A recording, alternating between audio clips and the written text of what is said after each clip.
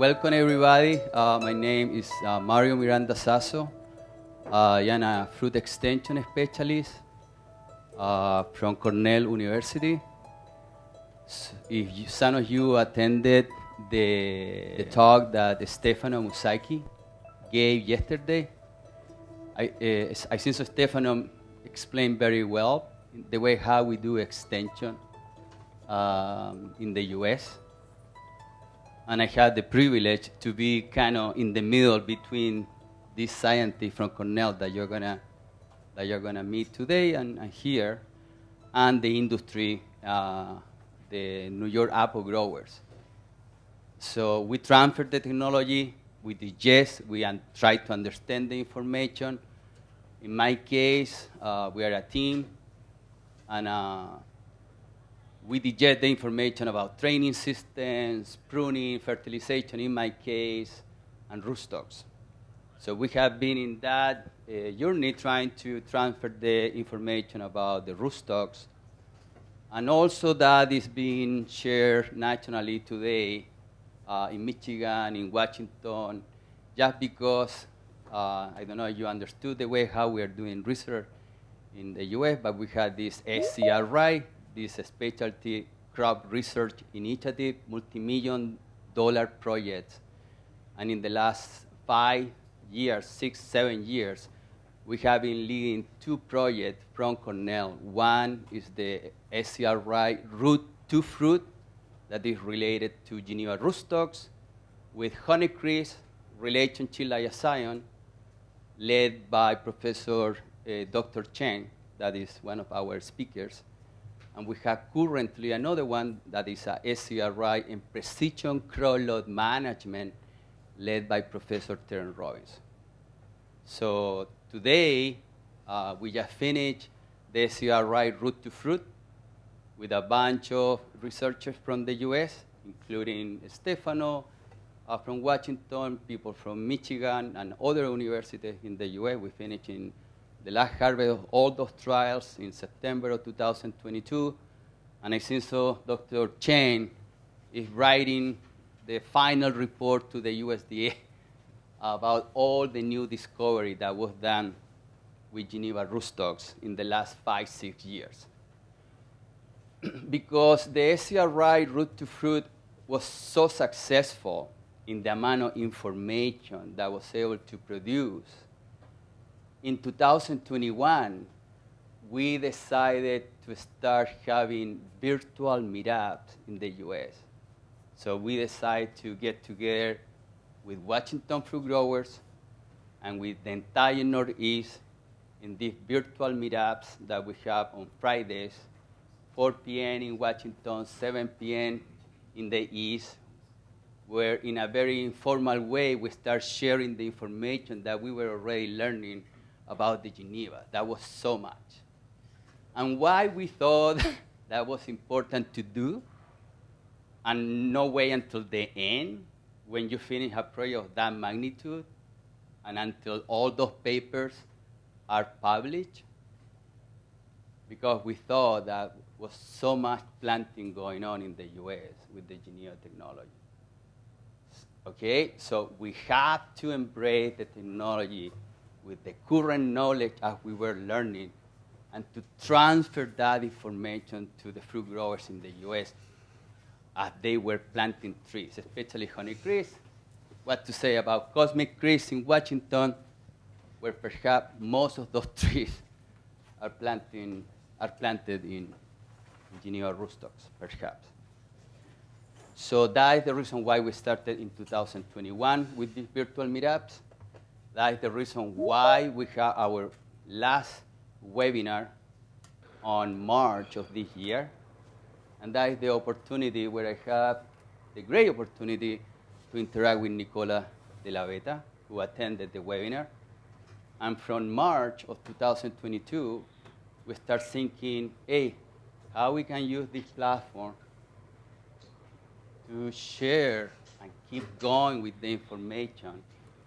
Because there's no reason that you guys, US nurserymen or US fruit growers, or European fruit growers, sorry, there's no reason that you had to start from zero.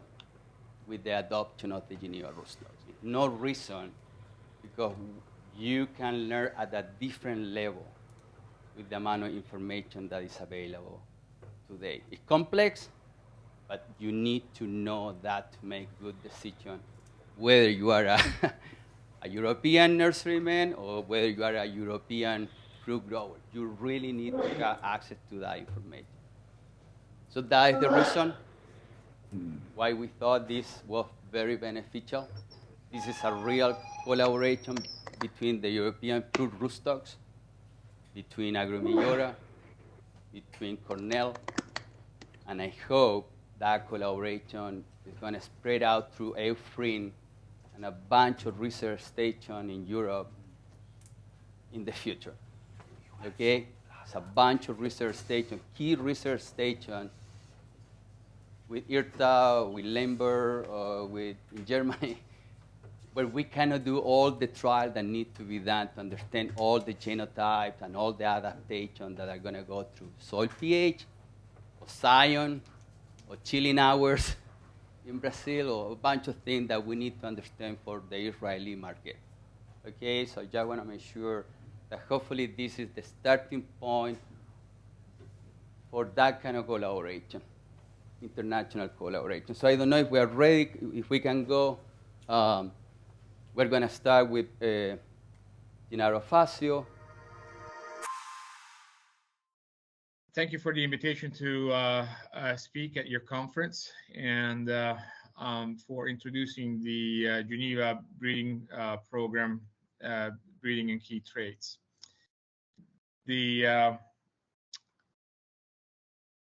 Okay, so why is this not working? Okay, so apple rootstock breeding takes a long time to do things. We have many traits that we work on in the Geneva breeding program, and this is just to show you that there's a plan in place that we use in order to figure out most of the interactions that are shown in this figure. Rootstocks don't live by themselves, and all of these interactions will affect the profitability or the survivability of the whole orchard. And so when we look at traits in terms of selection of what of our goals and things, we look at, of course, increasing productivity, replant disease resistance, woolly apple aphid, fire blight resistance, and then sometimes we also look at unique nutrient uptake, which we'll see later is important for certain crops. So, and all those traits have a certain value to growers, and this value can be different depending on the situation or the growers that are planting our material. One of the most important things that we do is because we have such a diverse rootstock program, so we've now released maybe 15 different rootstocks. They all have different, somewhat similar, but then different capacities, and those different capacities can support things like different training systems. Here you see Nicola with the G969 3 axis that he did. This is also V. trellis up in Washington State. So rootstocks are central into creating fruiting walls and productivity. One thing that I want to stress and make sure that it is well understood is that in the Geneva breeding program, we conduct decade-level research. You need long-term research in order to find out how the rootstocks are performing, and we do just that. And we don't just do it in the U.S. We do it internationally, as you'll see in the next few slides. So really long-term performance of apple rootstocks is essential. And we know that an average life of an orchard is about 15 years, sometimes even 20. And we need to know what the rootstocks will do in those 20. So in the U.S. and now even in Europe with Ufrin, we've had the fortunate ability to test our rootstocks at many different sites in Mexico, Canada, and the U.S. And when you look at all of these sites and you add all of the site years, sometimes in order to release a rootstock or to know about we adding all those years up, it will turn out to be about 300 to 400 years. That was the case for G41 and G935, and it's likely the case for many others. So here's some examples of field trials in Washington. Here's Stefano, who should be present over there, harvesting one of the trials that we have there, and we're very grateful for our collaborators. This is field trials in your region, featuring scientists at Lineberg. And with all of these trials, we measure a lot of things, yield, of course, but then fruit size, and here in this case, bienniality.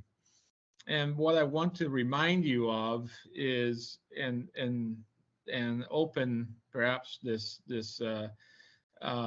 your eyes, is that the rootstocks do affect color, firmness, maturity, fruit size, and bricks, and then much more. So the choice of a rootstock can really affect the success of a cultivar. And that's beyond dwarfing and precocity, of course.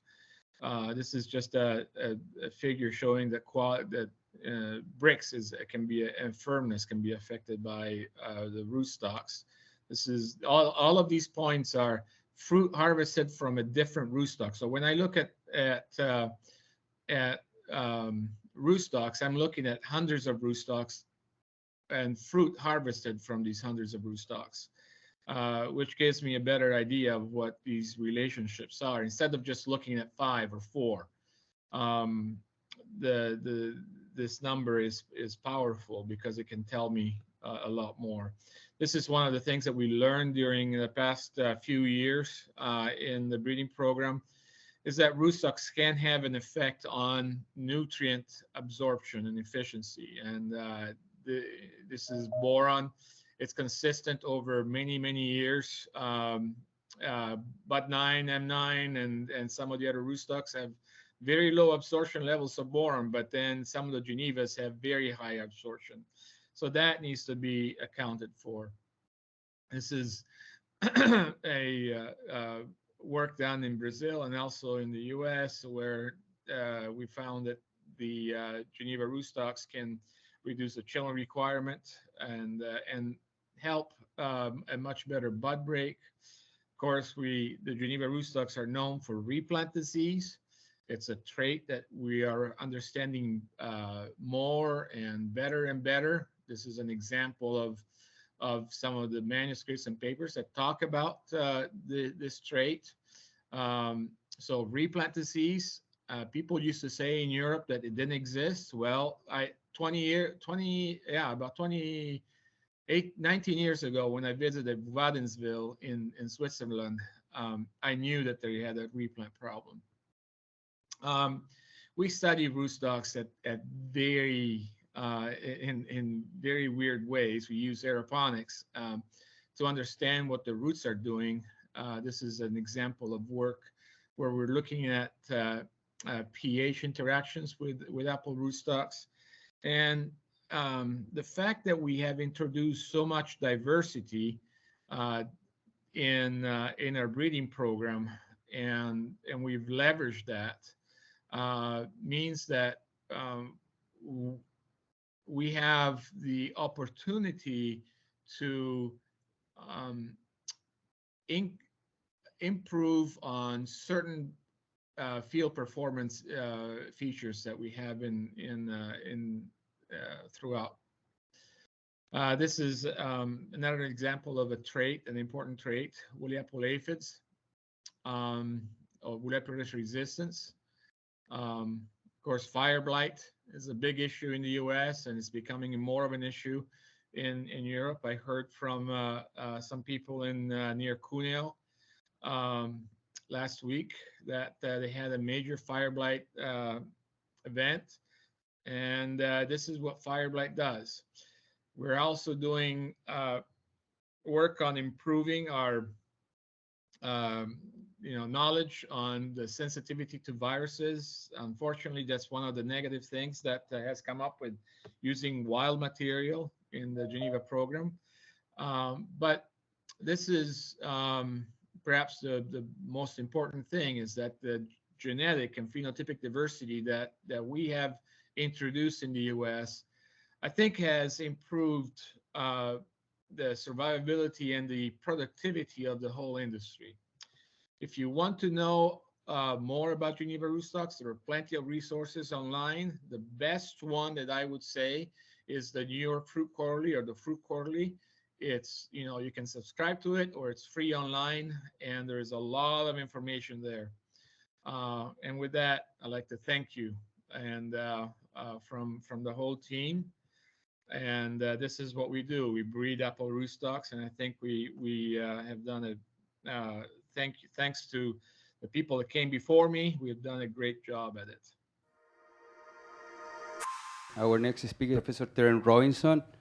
Professor Terence Robinson, he leads the Cornell program in high-density orchard systems, rootstocks, plant growth regulators, irrigations, and he also provides extension leadership for the New York apple industry. Good afternoon, ladies and gentlemen. Sorry for my technical problems, but I'd like to talk a little bit about what's happened in the United States with Geneva rootstocks over the last 20 years. And I acknowledge that Gennaro, who you just heard from, has been a big reason why there has been commercial success of Geneva rootstocks in the United States.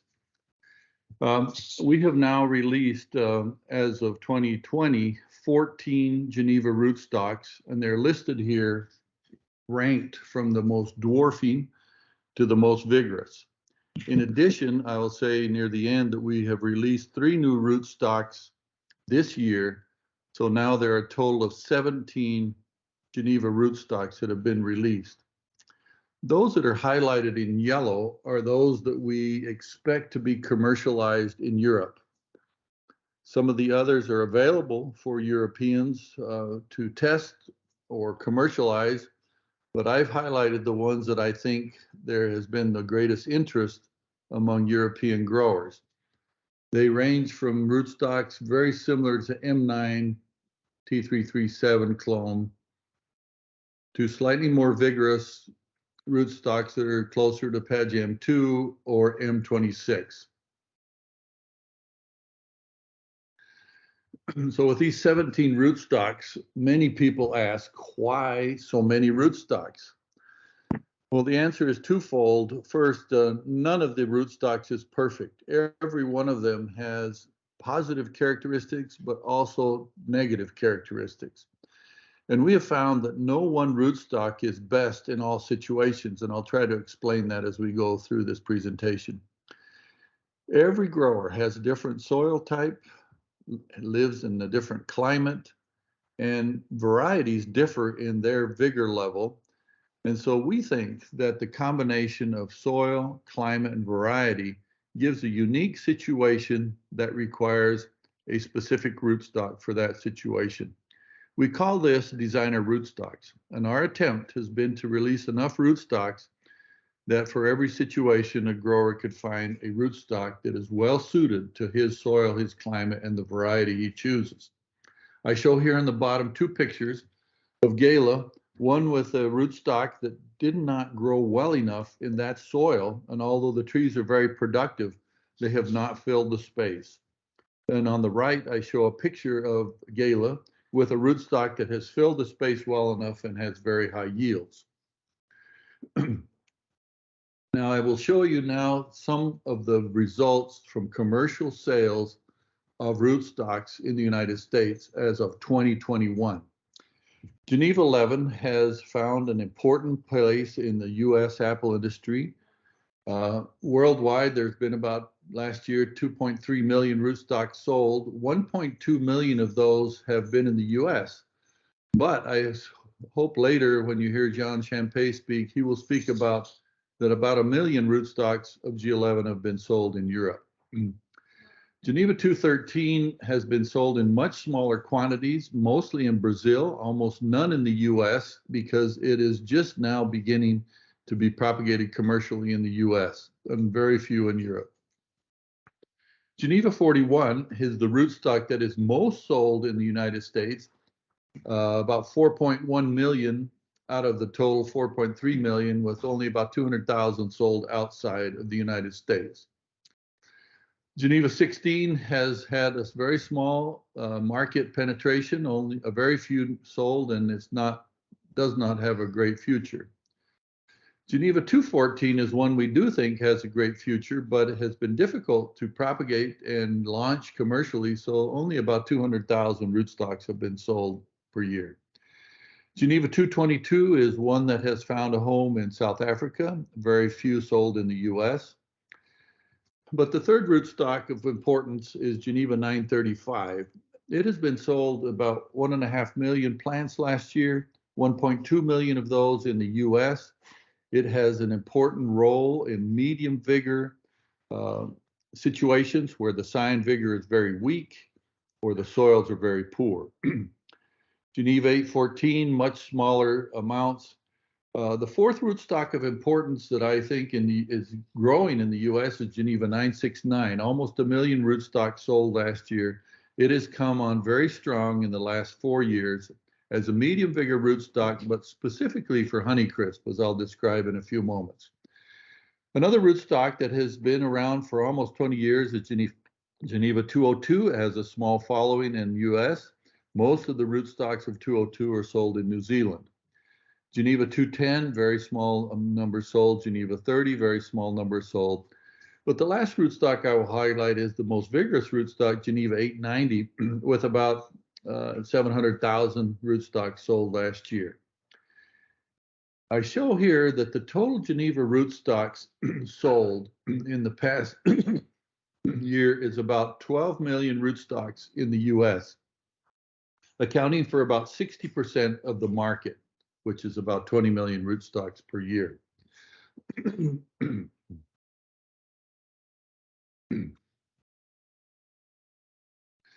Now, I would like to explain why I think there has been such a commercial success in the United States.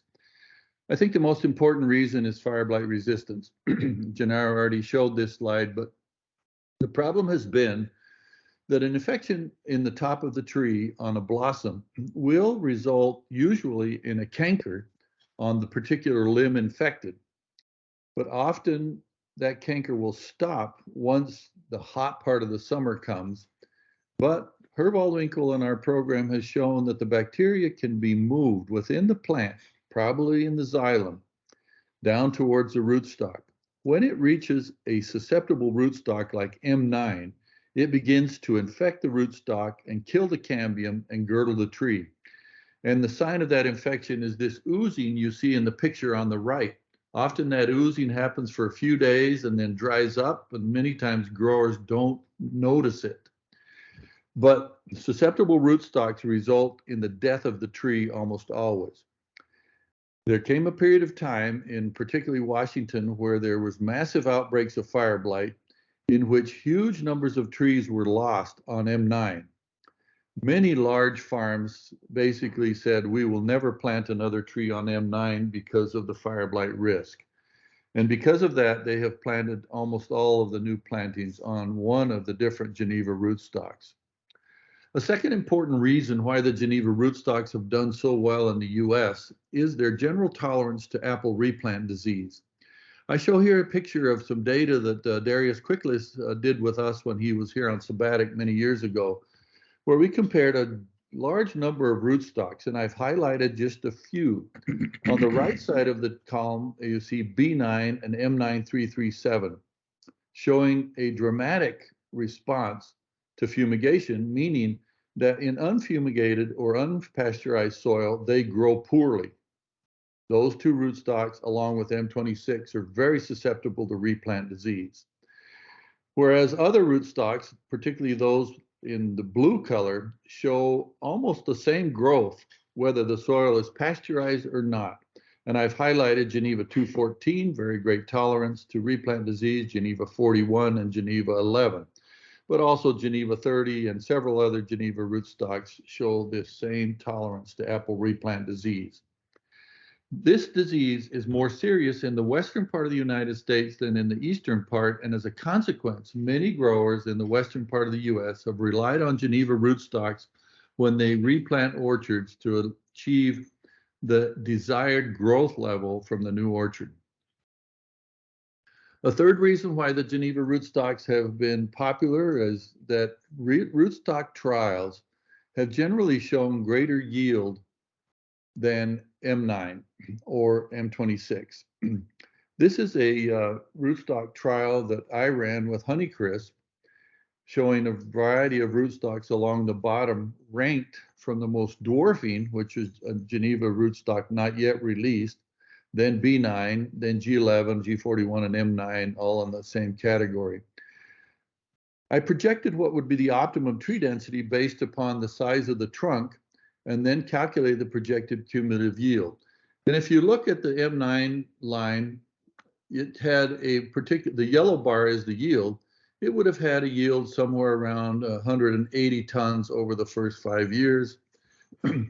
But Geneva 11 and Geneva 41 would have exceeded that. Geneva 11 in particular would have had somewhere around 240 tons cumulative yield. With Honeycrisp, which is a very high price variety, this difference in yield is worth almost $100,000 per hectare. Well, this is with Fuji showing slightly different results, the same group of rootstocks, but in this case, the yellow bar that is the highest is Geneva 935, which seems to do extremely well with Fuji, and compared to M9, which had about 230 tons per hectare cumulative, G935 would have had 240. So again, a substantially greater yield based upon rootstock. I have, in the last few years, converted many of the results from nationwide rootstock trials into economics. This is a rootstock trial planted by NC 140 in many locations, in which I calculated which rootstock after 8 years would have been the most profitable. And you can see that they're ranked from left to right from the most dwarfing. All of those from G11 across to M26, I categorize in the dwarf category, could be planted anywhere between 2,500 and 5,000 trees per hectare. V1 is a large dwarf and would be planted at a lower density. And these last group of rootstocks are not really dwarf, they're semi-dwarf and would be planted at lower densities. And I note here that G890 is a semi-dwarf. But the most profitable rootstock in this trial was G11, followed by G41, followed by B10, followed by G969, and then G30. In this particular trial, M9 came in 13th with much lower net crop value. And this is thousands of dollars per hectare. The difference between G11 and M9 in this particular trial was about $70,000 per hectare over the first 8 years. This huge economic impact on profitability is one of the driving factors for the Geneva rootstocks. A fifth driving factor is their relative cold hardiness. This is some data developed by my colleague Jason Lando this past year, and it shows that at 4 different timings, December, January, February, and March, how rootstocks ranked in cold hardiness. with the blue at the bottom being the most cold hardy down to -40, -45, -50 degrees Celsius. Some rootstocks, like Geneva 6589, stay relatively the same all winter and in the spring. In this case, relatively vulnerable to cold damage. Other rootstocks are very hardy in December and January, but then lose hardiness as time goes on, illustrated by Geneva 8189. Other rootstocks like Geneva 41 start out very hardy and then become even more hardy midwinter and do not lose their hardiness in March so quickly. So this data shows that M9 is vulnerable to cold damage, but also several others. And the most hardy is G41, Geneva 213, Geneva 210, 890, 202, 214, and 935. And as you look at where to plant these rootstocks in Europe, the more northern European regions should probably focus on this group listed at the bottom. The introduction of Geneva rootstocks to the commercial apple industry in the US has also had several serious problems over the years. The first was to introduce G41, it proved to be very difficult to propagate in stool beds. And so it was not moving forward till about 2008, when Gennaro did studies with micropropagation and showed that it could be micropropagated without any negative effects in the orchard. So the solution has been to micropropagate almost all of the Geneva 41 rootstocks. We did 3 studies in which we compared G41 propagated from stool beds versus G41 propagated from tissue culture. And with that genotype, there has been no difference in orchard performance, either in early yield, total yield, or in root suckers, or in any other negative characteristic. A second problem identified with G41 once it was launched and there were massive numbers in the nursery was that in high windstorms, many trees on G41 broke at the graft union. We then did studies on the graft union strength of G41, and the solution has been extra care in the nursery with tree support and then extra care in the orchard with trellising very early to prevent any tree breakage. With those 2 solutions, G41 has continued on now to be the most propagated of the Geneva rootstocks in the US. A third problem occurred in about 2016 with the introduction of a new strain of Honeycrisp called Royal Red Honeycrisp. It performed poorly on Geneva 935. And we later learned that Geneva 935 is sensitive to 1 or more latent viruses. Since that time, we've also found that Geneva 969 and Geneva 814 have this sensitivity to viruses, and I'll talk a little more in a minute, but the solution has been to use virus-free budwood. Once virus-free budwood of Royal Red Honeycrisp was obtained, then its performance on G935 has been spectacular. Another problem that has come up is that with G41, we found that in Honeycrisp, we started seeing more bitter pit than with other rootstocks. And the work that Gennaro cited a minute ago, we showed that Geneva 41 has excellent uptake of potassium, much better uptake of potassium than M9. And as a consequence, it takes up too much potassium, especially where growers are fertilizing with potassium, and therefore gives more bitter pit with Honeycrisp. This has resulted in a recommendation against G41 for Honeycrisp, and we have since identified G969 and 214 as being much lower in bitter pit than almost any other rootstock. This is just data on the graft union strength of G41. I won't focus very much on it, but I want to show that in comparison to other rootstocks, at 400 across the bottom, the mean, G41 is much lower.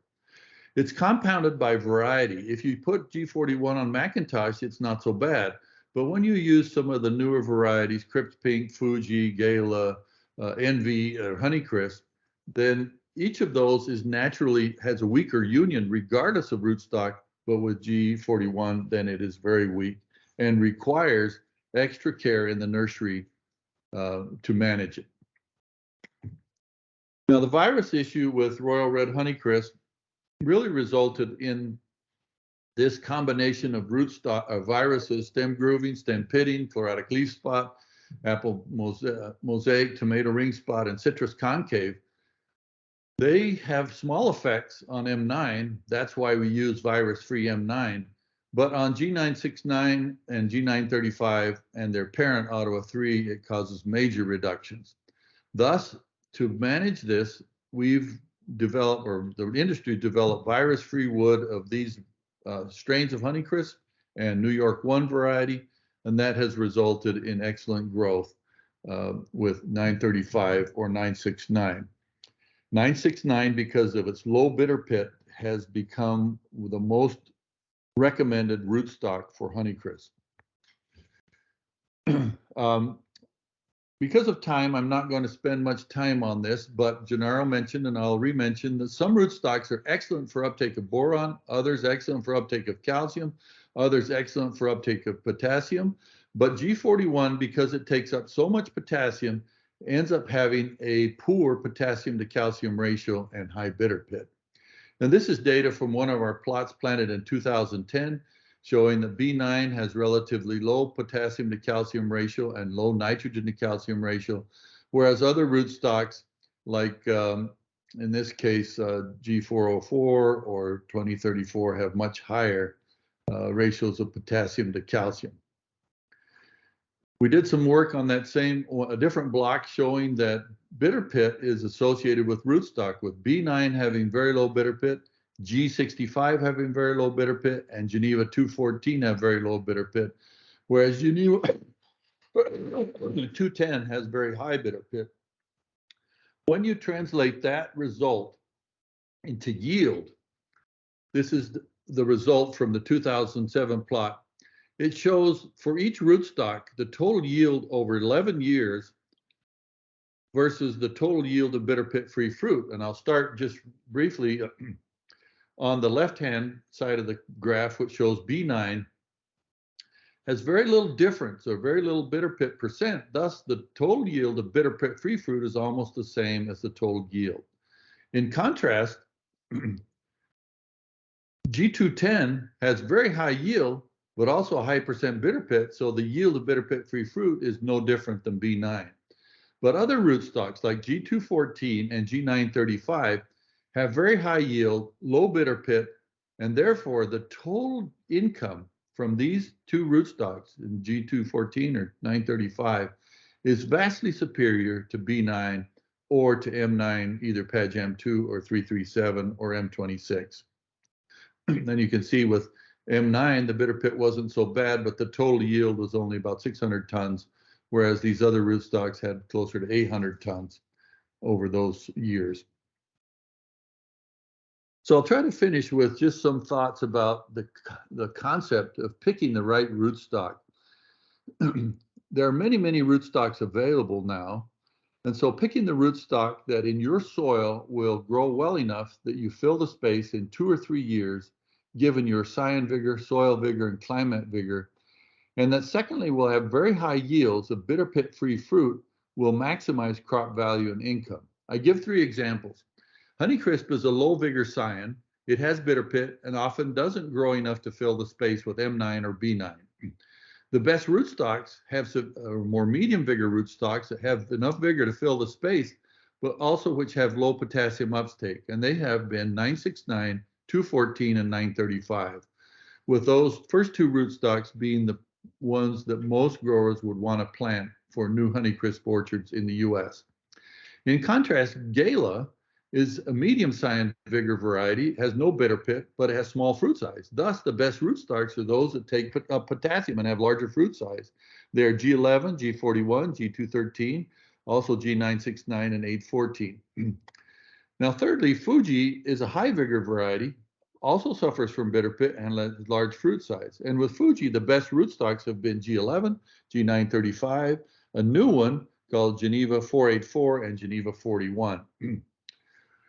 So with that, once you can understand the best rootstocks, we've then developed this table of minimum planting densities for various rootstocks based on their performance in New York.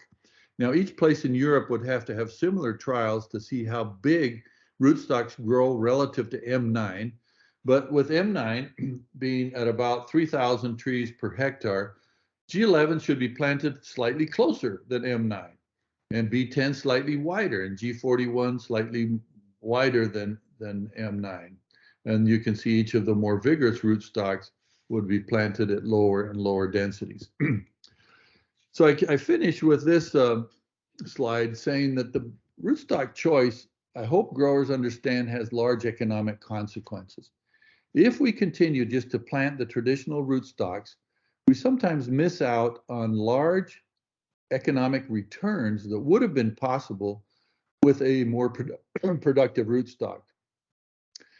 Now, for every variety and every soil and every climate, you must pick a rootstock that will fill the space but confer low bitter pit incidence. Many trials across the US have shown that G11, G41, 935, 214, and 969 outperform M9 based upon economic analysis. B9 also does well, but only if planted at 5,000 trees per hectare. Long-term rootstock trials have shown that G11, G41 outperform traditional stocks for Fuji and for Gala, while 935 is best for weak scions like spur-type Red Delicious, while G969 and 214 are best for bitter pit brome varieties like Honeycrisp. A new one, G257, is turning out to be even the best rootstock for the New York new variety called Snapdragon. We've also seen with our results and work that Nicola Dalabetta has done that G969 and a new one, 484 and 606, seem to have the right level of vigor for multi-liter trees, either bi-axis or or 4-axis, 5-axis type of trees. So with that, I would like to thank you for your attention. Perfect. So Genevas are super important for us now in the States. We're learning about them. They're very important for the growers, but they do have some issues. We do propagate quite a bit of plants. Most of the nurseries in the States either grow rootstocks or trees. A few of us grow both. We do all our own propagation, so turns into a lot of plants. The question is why shift from M9 to using Genevas? Well, there's so many reasons that my nursery for 24 is the apples are over 70% Geneva rootstocks. They really have a place here. That they're really strong at stopping fire blight. They make beautiful trees in the nursery, but there have been some challenges. These are the main ones that have affected my business. Most of the rootstocks we've been working with from Geneva are virus sensitive. Which viruses are the issues? We're still learning those, so we're kind of maneuvering around that. Most of these rootstocks, except for G11, are very vigorous in the nursery. They need to be planted in separate blocks, fertilized less. There's an advantage to planting smaller rootstocks that don't get too big even. And that doesn't mean they're too big in the orchard. They fill their space and slow down, just like Terrence described. We have had a lot of trouble with 11 and 41, and I'll describe those later. So the virus susceptibility, for the most part, seems to come from Ottawa 3. There's a number of rootstocks here that are seedlings, 6 of them here that we're working with. They're not all the same though, and that's something to really take to heart as a nursery person. 890 from that cross seems to tolerate viruses pretty well. I've seen just one incidence of evidence, 213 sensitive, 214 we don't know, and I haven't used known dirty budwood on it, so I don't know. We're suspicious 41 has a tomato ring spot sensitivity. I've not seen a paper proving it. One of the big things you've got to look at as a nursery, here we've got it. We've got Scott Harper using HTS to find all the strains of these old viruses. And my Department of Agriculture has been able to find Perndor, for instance, and Prunus that's come from other clean plant centers. They're finding that there are a lot of strains that they don't pick up, but by using HTS to fine tune the PCR, it will work. But you need to make sure if you're a nursery and you're buying budwood from a clean plant center, make sure they're at least using HTS to make the PCR work. Like I said, most of these rootstocks are vigorous. They make nice big trees, but you add that together with the non-suckering of G41 and you end up with rootstocks at budding time. If you don't hold back the fertilizer, you might have 2 shoots 6 feet long with the rootstock growing across the adjoining row. So you've got to either prune or use regalis to control the tops and stiffen them. The big thing as a nursery, the most important thing I think is just really spending time watching how these rootstocks act in your nursery. They're not all the same, not at all. A really good example is how fast they heal. G41 is so slow, it's much slower than M9. For us in our conditions, we need to propagate G41 virtually first and be done early in the season for things to heal. And 969 is completely on the other end of the scale. It heals so fast and so well. If we bud 969 the first week of budding, a lot of the rootstocks, the callus will grow over the eyes. Now that's an advantage. It gives us a rootstock we can bud at the very end and they'll heal, but you have to recognize the differences and then change your procedures in the nursery to match them.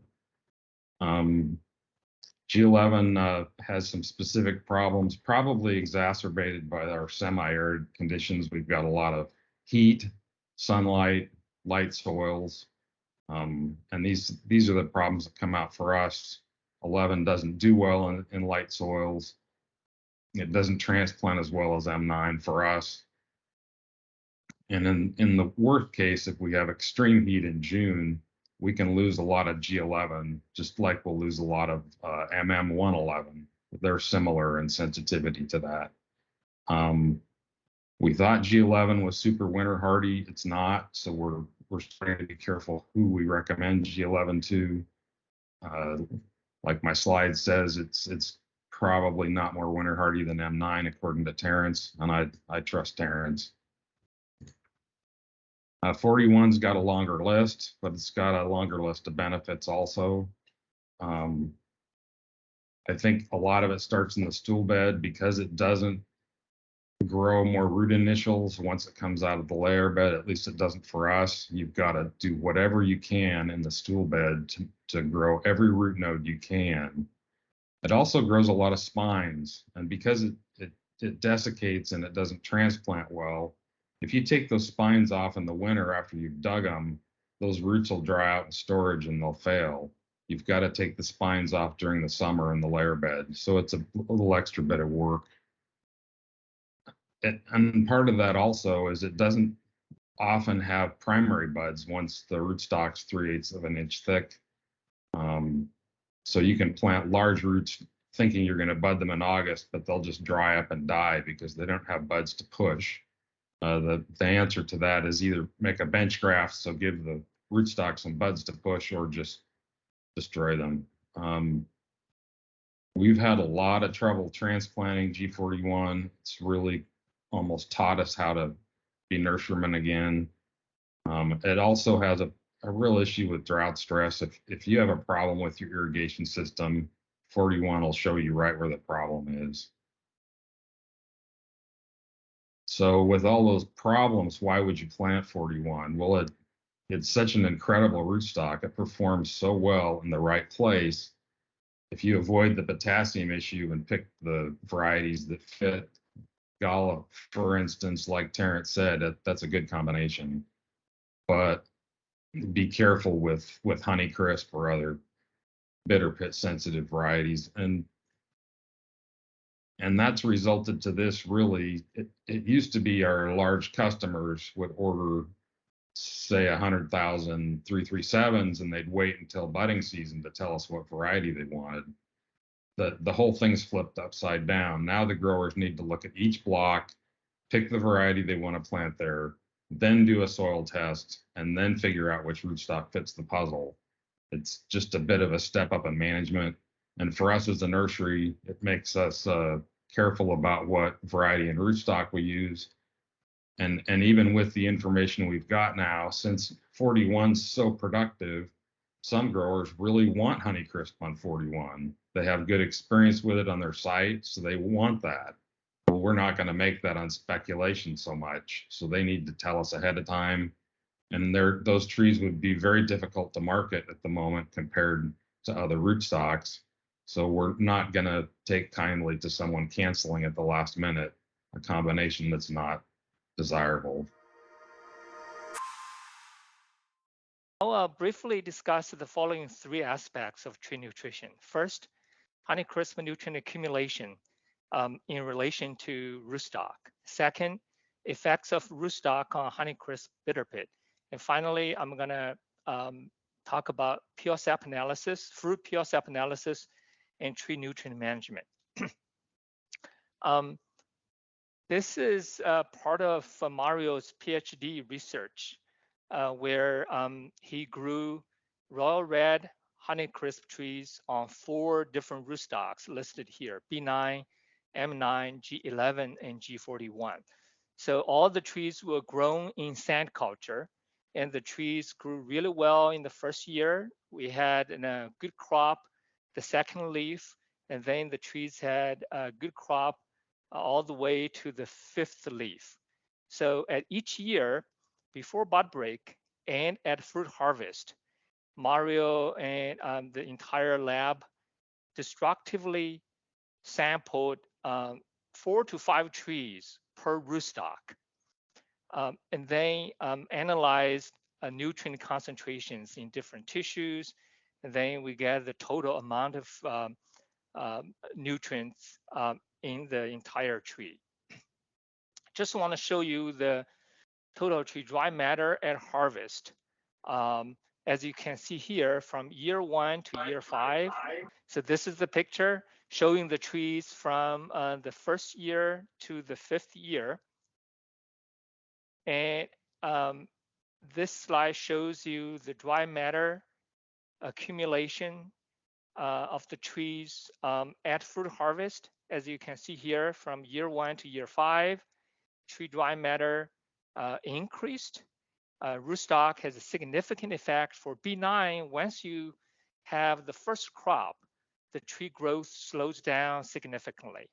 And for total tree nitrogen, it increased significantly from the 1st year to the 3rd year, and then pretty much leveled off. However, for total tree potassium and calcium, they continue to increase from year 1 to year 5. Let's say total tree potassium here and total tree calcium here. Rootstock has a significant effect on total tree nitrogen, total tree potassium, total tree calcium, and many other nutrients. In the 5th year of the study, we destructively harvested 3 trees at 6 key developmental stages: before bud break, bloom, end of spur leaf growth, end of shoot growth, rapid fruit expansion, and fruit harvest. Basically, this is bud break, bloom, end of spur leaf growth, end of shoot growth, rapid fruit expansion, and fruit harvest. As you can see here, total nitrogen in shoots and leaves here increased very rapidly from bud break to the end of shoot growth, and then leveled off. The rootstock has a significant effect here, with the B9 having significantly lower total nitrogen in shoots and leaves. For potassium here, potassium accumulation in the leaves showed a very similar pattern as shoot growth. Essentially, when the shoot growth stops, the accumulation stops. For calcium, however, it shows a continuous increase from bloom all the way to fruit harvest. This is characteristic of phloem immobile nutrients. For the potassium in the fruit, it shows a exponential increase from bud break all the way to fruit harvest. And G11 and G41 trees accumulate a lot more potassium than the trees on B9. And for the calcium in the fruit, it's a very rapid increase from bud break to end of shoot growth and then leveled off. If you can notice the scale of the y-axis here, for the fruit calcium is 0 to 1 gram. For the calcium in the leaves, it's 0 to 10 grams. So most of the calcium ends in the leaves, whereas only about 6 to 8% of the calcium in the new growth ends up in the fruit. And it appears that fruit uptake of calcium slows down dramatically at about 4 to 6 weeks after bloom. I'm gonna skip this summary because time's running out. Honeycrisp is highly susceptible to bitter pit. How rootstock affects bitter pit incidence? Just want to show you one picture here. These are the trees on the third leaf. Basically, the second year these trees produced a crop. As you can see here, these trees have different vigor and have a different number of fruits. And B9 trees had the lowest vigor, whereas G41 and G11 trees had the highest vigor and a lot more fruit. At fruit harvest and after 3 months of cold storage, we evaluated the bitter pit incidence. This combined bitter pit incidences for B9 fruits is about 8%.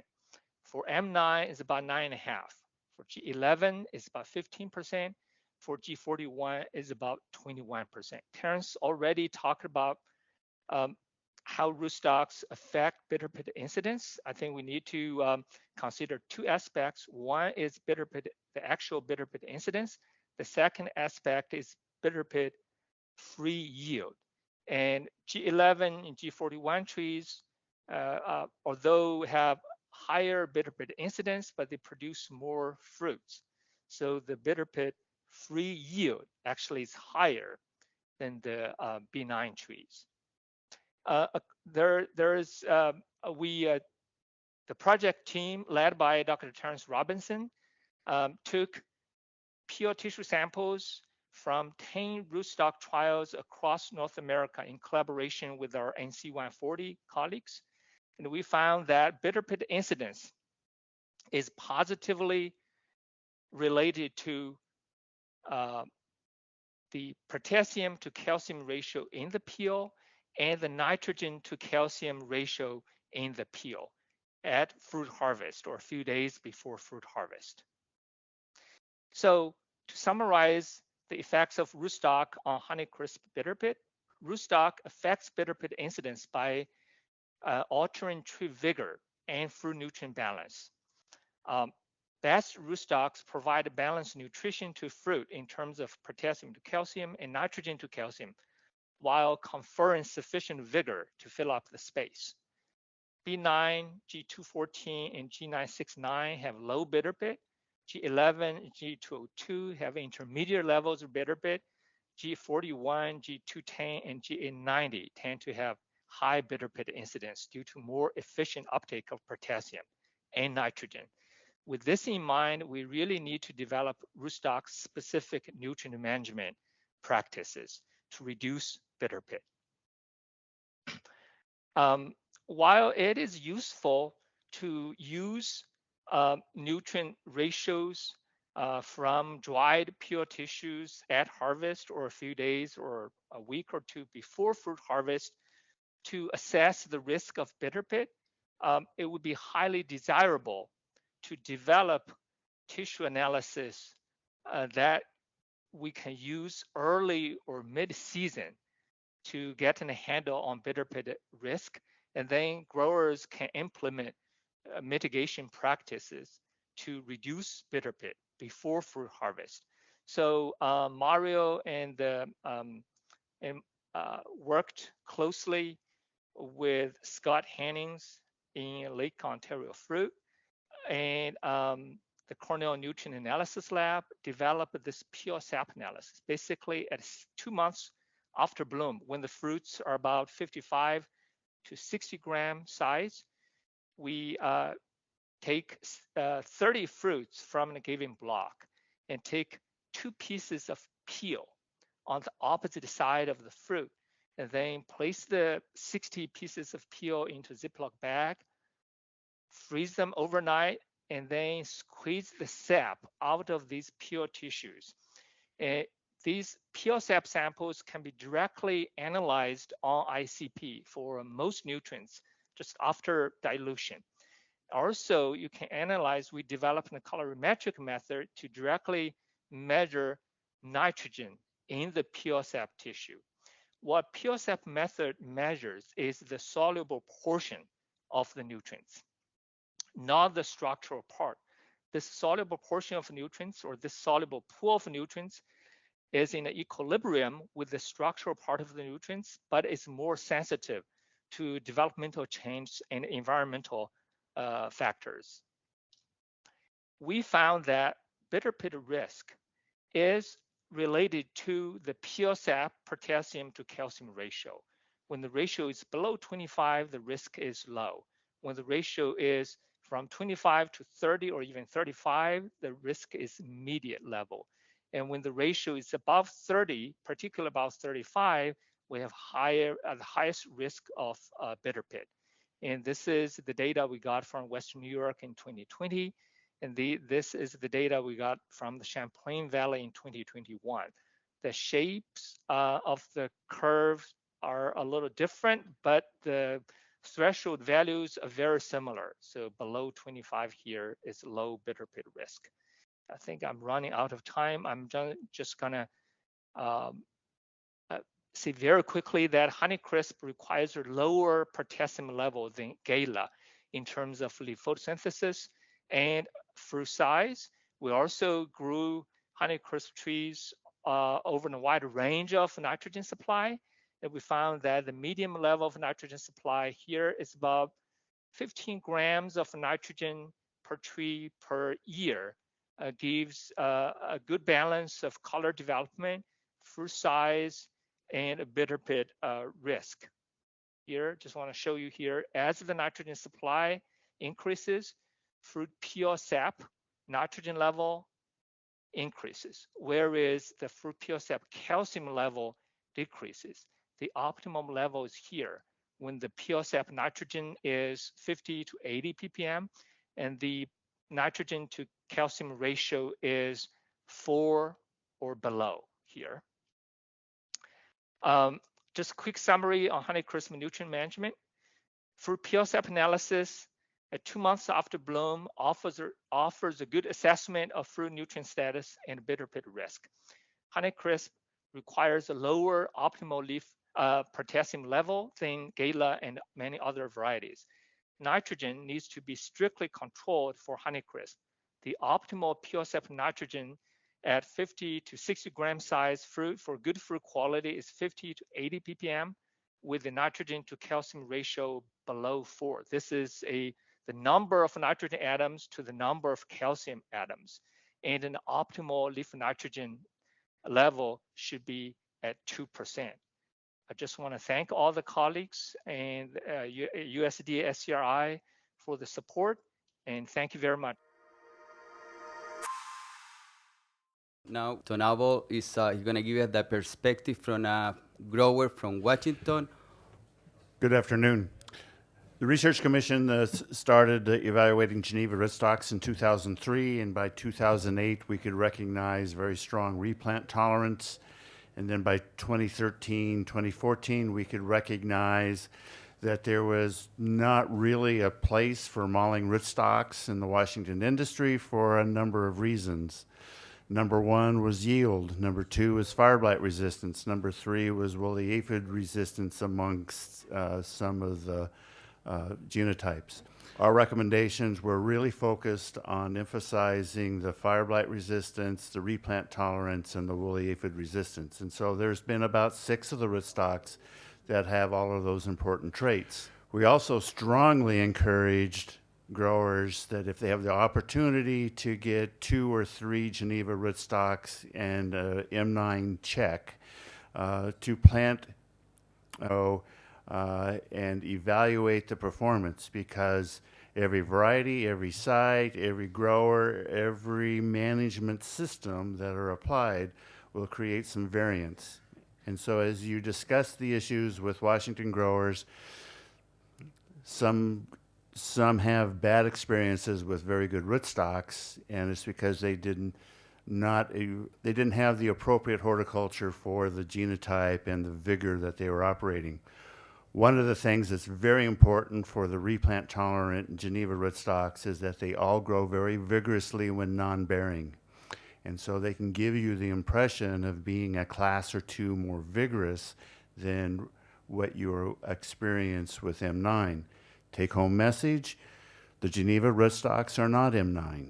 Do not farm them like M9, because you will generate more vigor, delay your production, and may be disappointed. So while we still find it critical to grow the canopy full before we engage full production, it is important to understand that these rootstocks can be vigorous. They'll respond to water, fertilizer, and pruning, and that you can generate excessive vigor and delay your yields. So with that, I'll delay for any other questions. One other thought, though, is that Geneva 890 has proven to be an excellent replacement tree. So if you have a fully grown block and you have a tree that dies, typically we just let the space be empty. You can plant an 890 in that environment, have it fill the space. The rootstock is precocious enough. It's an M9 precocity rootstock, and it'll fill that space, and you don't have to look at that ugly hole on the driveway for another year. Good afternoon, everyone. My name is Jean Champet. I'm the manager of a company called European Fruit Tree Rootstock. I'm going to make a small presentation of this company and its activity in Europe. European Fruit Tree Rootstock, it's a French company which is equally owned by 4 nurseries, which are Dalival, CIV, Janssen, and Castan. And myself, I'm working for Castan. At the present time, European Fruit Tree Rootstock has an exclusive license for 10 selection from Cornell University for the European territory. So there's a lot of selection we have been talking for before in the US. So the most common one, 1141, also 16. On the bigger side, 214, 814, 935, 202. And then on the strong side, 969, 210, and 890. So we have an exclusive right on this 10 selection. And the activity and the role of this company is to introduce this new selection, and we'll explain how, so to propagate this selection, make some basic material available to nurseries, protecting this selection by in European plant patent, then managing and giving and managing sub-license across Europe, and then collecting royalties in the name of Cornell University. Okay, the way we introduce a new selection from Cornell, so the original source of each selection is always Cornell University. And then it came to North America plants, which is linked, of course, with Agromiliora Iberia. So the selection crossed the ocean as in vitro, just like this, and came to Agromiliora Iberia. And then Agromiliora Iberia pre-propagate a small amount of plants. And then these plants are the origin of each selection developed in Europe. So there's one single introduction for each selection. That's very important. So at the present time, here you have a table of the status of each selection. So the oldest one, I would say, are already protected. All the other one are under active application. The oldest one, of course, are already available as certified material for propagation in Europe. So all these roots, almost all the selection are available as commercial, except the two last one, 890 and 814, which are still under pre-propagation. And then we have basic material for almost every selection except the last three, which are just building up basic material, which means that this material is available for nursery to build up stool beds.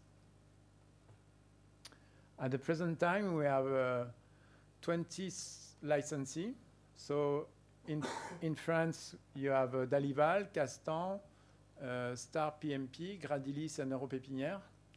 In Italy, you have CIV, Mazzoni, Salvi, and Tagliani. In Spain, you have two licensees, Certiplan and Agromillora. In the Netherlands, you have quite numerous sub-licensees. So I'm not sure if my pronunciation will be good, but Verbeek, Montfort, Janssen, Bonden, Hillebrand, and Van Diepen. And there's also one licensee in Belgium, René Nicolai Vivaille, and one licensee in Germany, Stahl Baumschule, and one licensee in Austria, Reichenhofer, nursery. So altogether, that's 20 nursery propagating all these selection. So just to give you an idea of production, these figures are the number of mother plants in place at the present in stool bed. So you see that G11 is by far the most planted in stool bed. The biggest proportion of the stool bed is G11. Then there's some 41. Then all the different new selection are just building up. So you see there's already almost 1.4 million mother plant in place. So since 2015, the production has increased rapidly.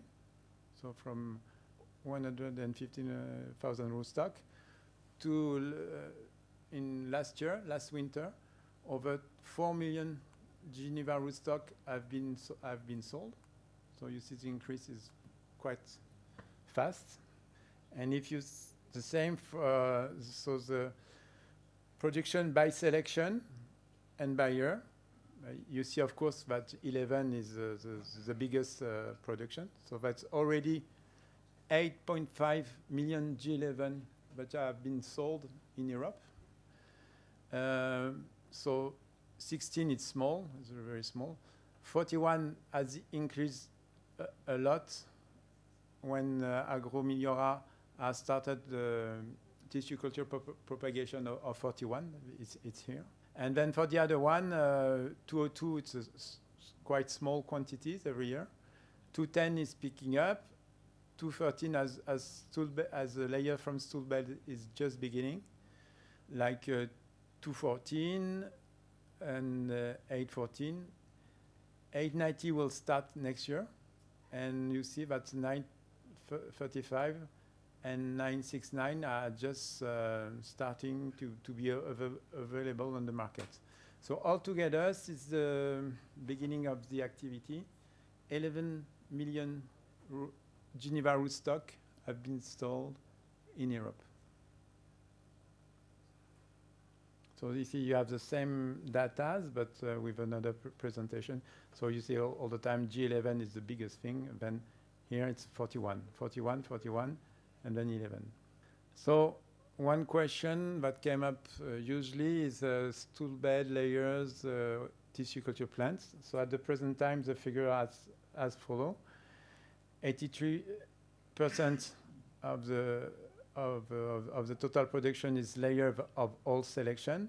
2% is layers of 41. So altogether, 85% of the production is layers from stool bed, and 50% of the production is tissue culture, and mainly 41 up to now. So the forecast for our company, there's two goals, is to develop a new selection.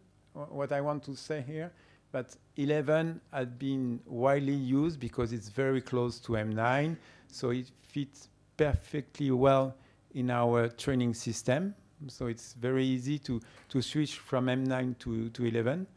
But we think that we should have a close look at more vigorous rootstock in order to face replant situation, organic production, and also multi-leader production. That is a new trend today. So one goal is to push this new selection along with, of course, G11 and other selection. And the second goal is to reach 6 million Geneva rootstock in 2025, so close to now. And then the far goal is 15 million Geneva rootstock by year 2030. That's our forecast. And I guess that's it. A beautiful stool bed of G11. So I'm finished. Thank you. Thank you very much. And I'm sorry not to be in person there in Bolzano, but just want to present this presentation. As you know, I started with working for Agromillora since 2 years, and I work in San Michele since 2008 about rootstocks. And with Agromillora, my dream is to introduce as much as possible Geneva rootstocks in the apple fruit industry in Europe. Agromillora was started in 1986 and is a leader company of fruit tree nursery and a pioneer of production and commercialization of wood species with high standard for genetic and sanitary quality. Most important is the largest network of in vitro lab that has a great experience in cloning and multiplying rootstocks. So rootstock is a pillar, as genetic in our places, in Agromillora. So if you see here, there are many species and many rootstocks that we are working on. About some of them, we are licensing. We got the license. Some of them we develop as the root pack that is used for prunus in high density plantation. About apples, we are working with some of the Geneva, like G41, G213, from next year with 214, 969, 210. And also we work on experimental trials with different Geneva genotypes. We are trying in the multiple leader system. We are present in many countries. We have 10 branches. Apart Spain, we are present in North America in 3 places, 2 in South America, 2 in North Africa, 1 in Turkey, and one in Australia. The production in the last 30 years, we were able to produce 500 million of micro-propagated plants among 350 species and different cultivars. As you can see, in this 30 years, the biggest one branch is Agromilora in Spain. But if you see the last year, other companies, other branches have been developed.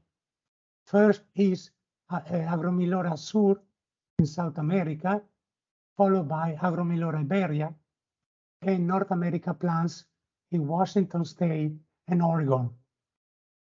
These three branches represent the 80% of our production. The production in 2021 was almost 64 millions of plants. And about apples, we produce a little bit more than 4 million of plants. If you can see, the biggest species is represented by almonds and stone fruit, and was followed by olives. Apples represent only the 6%. We were able to produce in 2021 more or less 89 millions of plants. And again, apples represented 5–6%. Among the apples, the rootstock represent the 50% of our income, followed by the micro-grafted plants, which represent more or less the 30%. This is, we are producing in vitro, and this you can see the vitro production process that we are able to produce rootstocks as well as variety. These are the advantages of vitro plant, which can be allows to propagate heterogeneous species that cannot be propagated by cuttings. The production of the tree are through two type-free plants, so disease-free. We are producing homogeneous plant production, and in general, plants in vitro are producing adventitious roots, which is very important for the uptake of nutrients and water.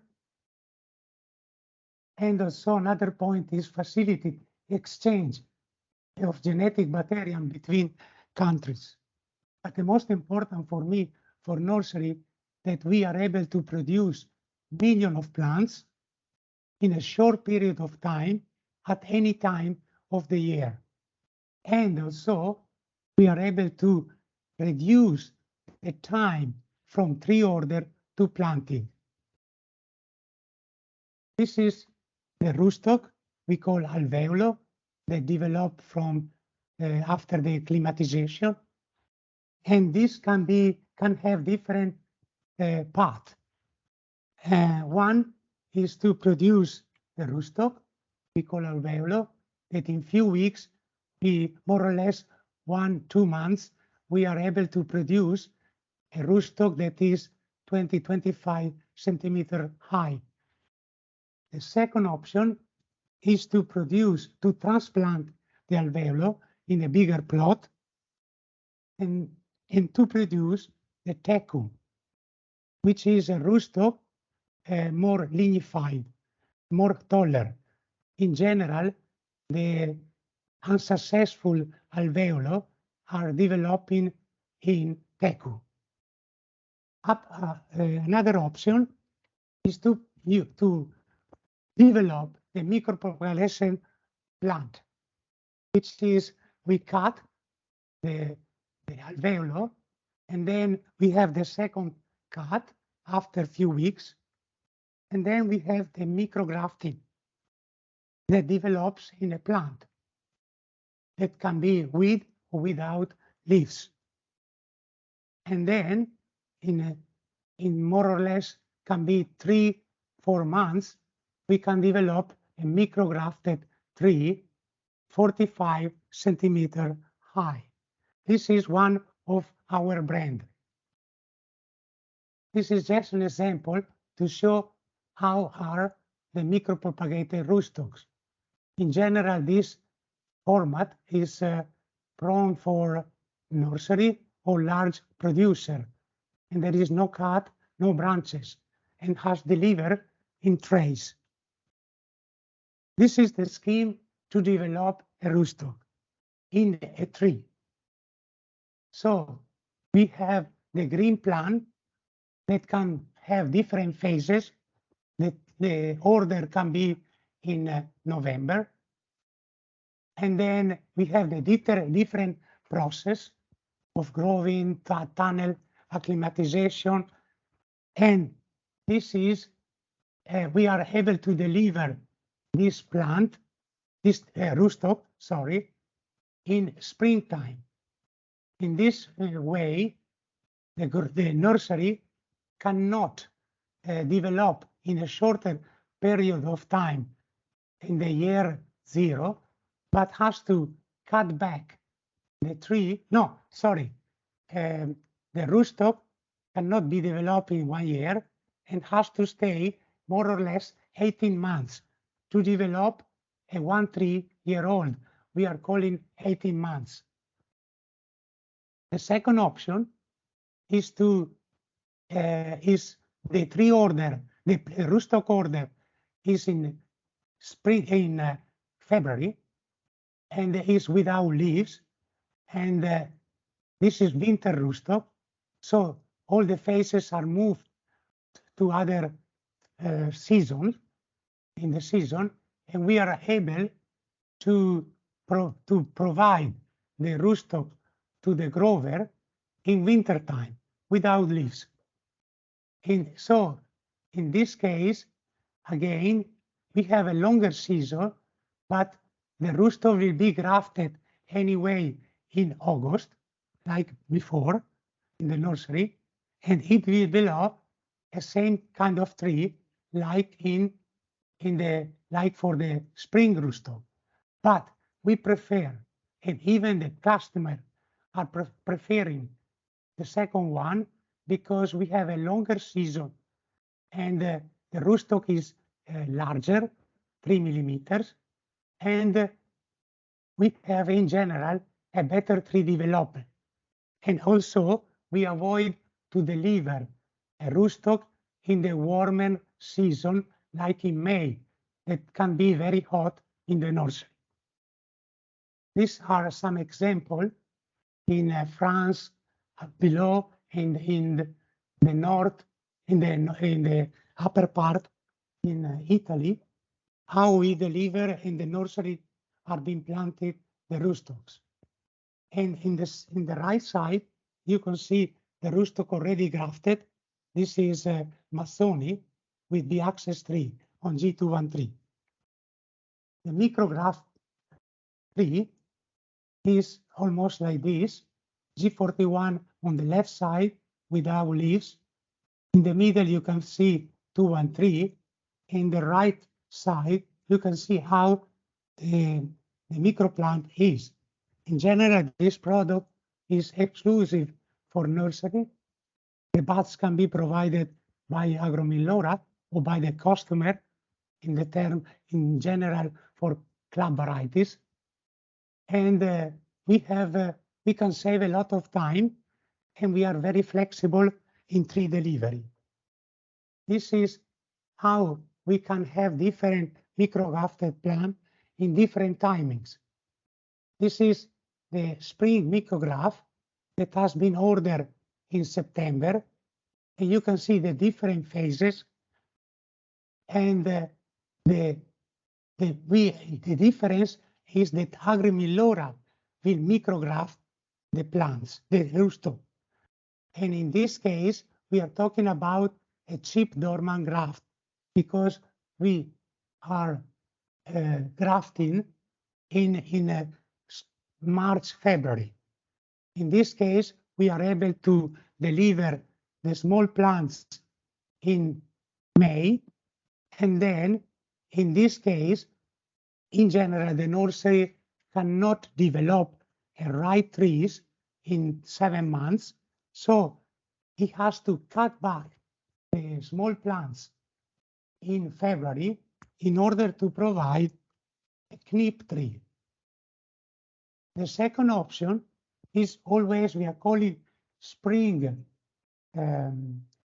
micrograft, is the same path with the order in September in the same phases in the same thing one, but the micrograft is a vegetative chip and is made in September, and the tree can be delivered to the nursery in April, so 1 month earlier than before.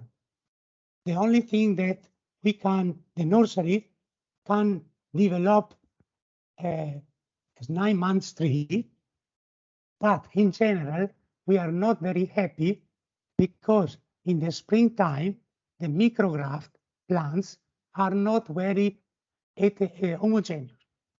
So in general, the rootstock is moving first and the scion is moving later.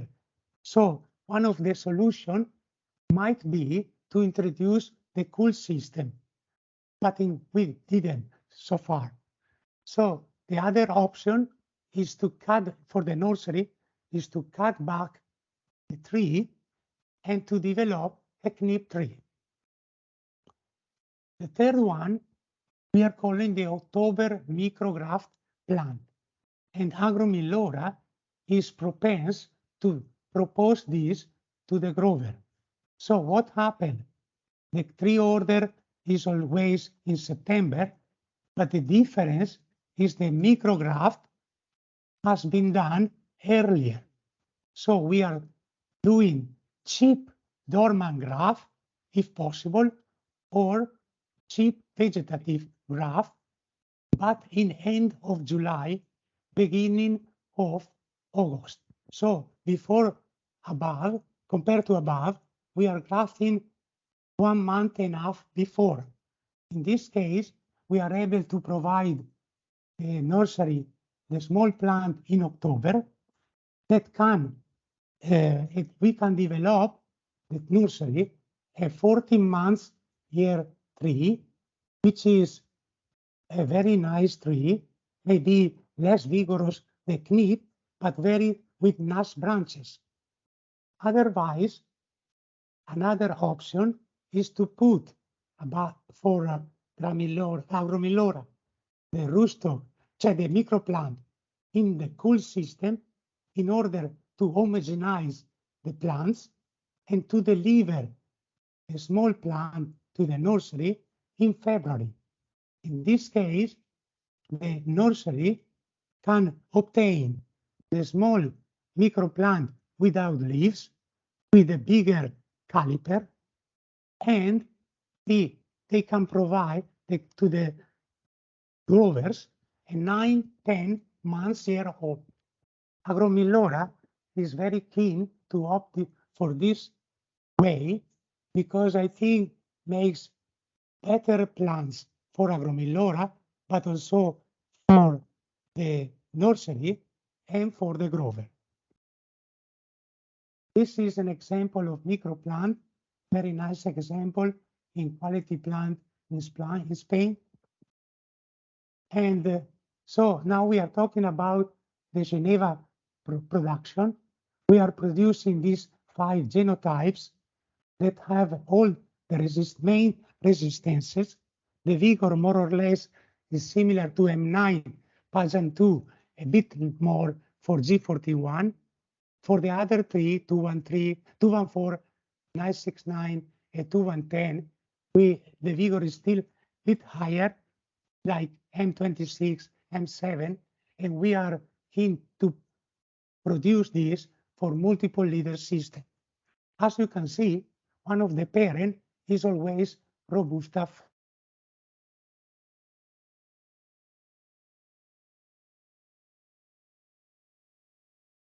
Another criteria for, just to show you the criteria that we are opted for to choosing a rootstock, there are many criteria. One is the tree size. As you can see, we are searching for M9 type for semi-dwarf training system. And then we are using this for training system for high density plantation. So Agromillora, maybe Ignacy will explain you later better. We are working on high density plantation by using dwarf or semi-dwarf rootstock and to develop this kind of training system, which is a 2D system or SSA or B-axis or multiple leader system. Another option, another criteria, of course, is the productivity. Another is the cultivar. As Professor Terence Robinson was saying, we are working for combination design and rootstock. And also, more important nowadays is the resistances and the climate.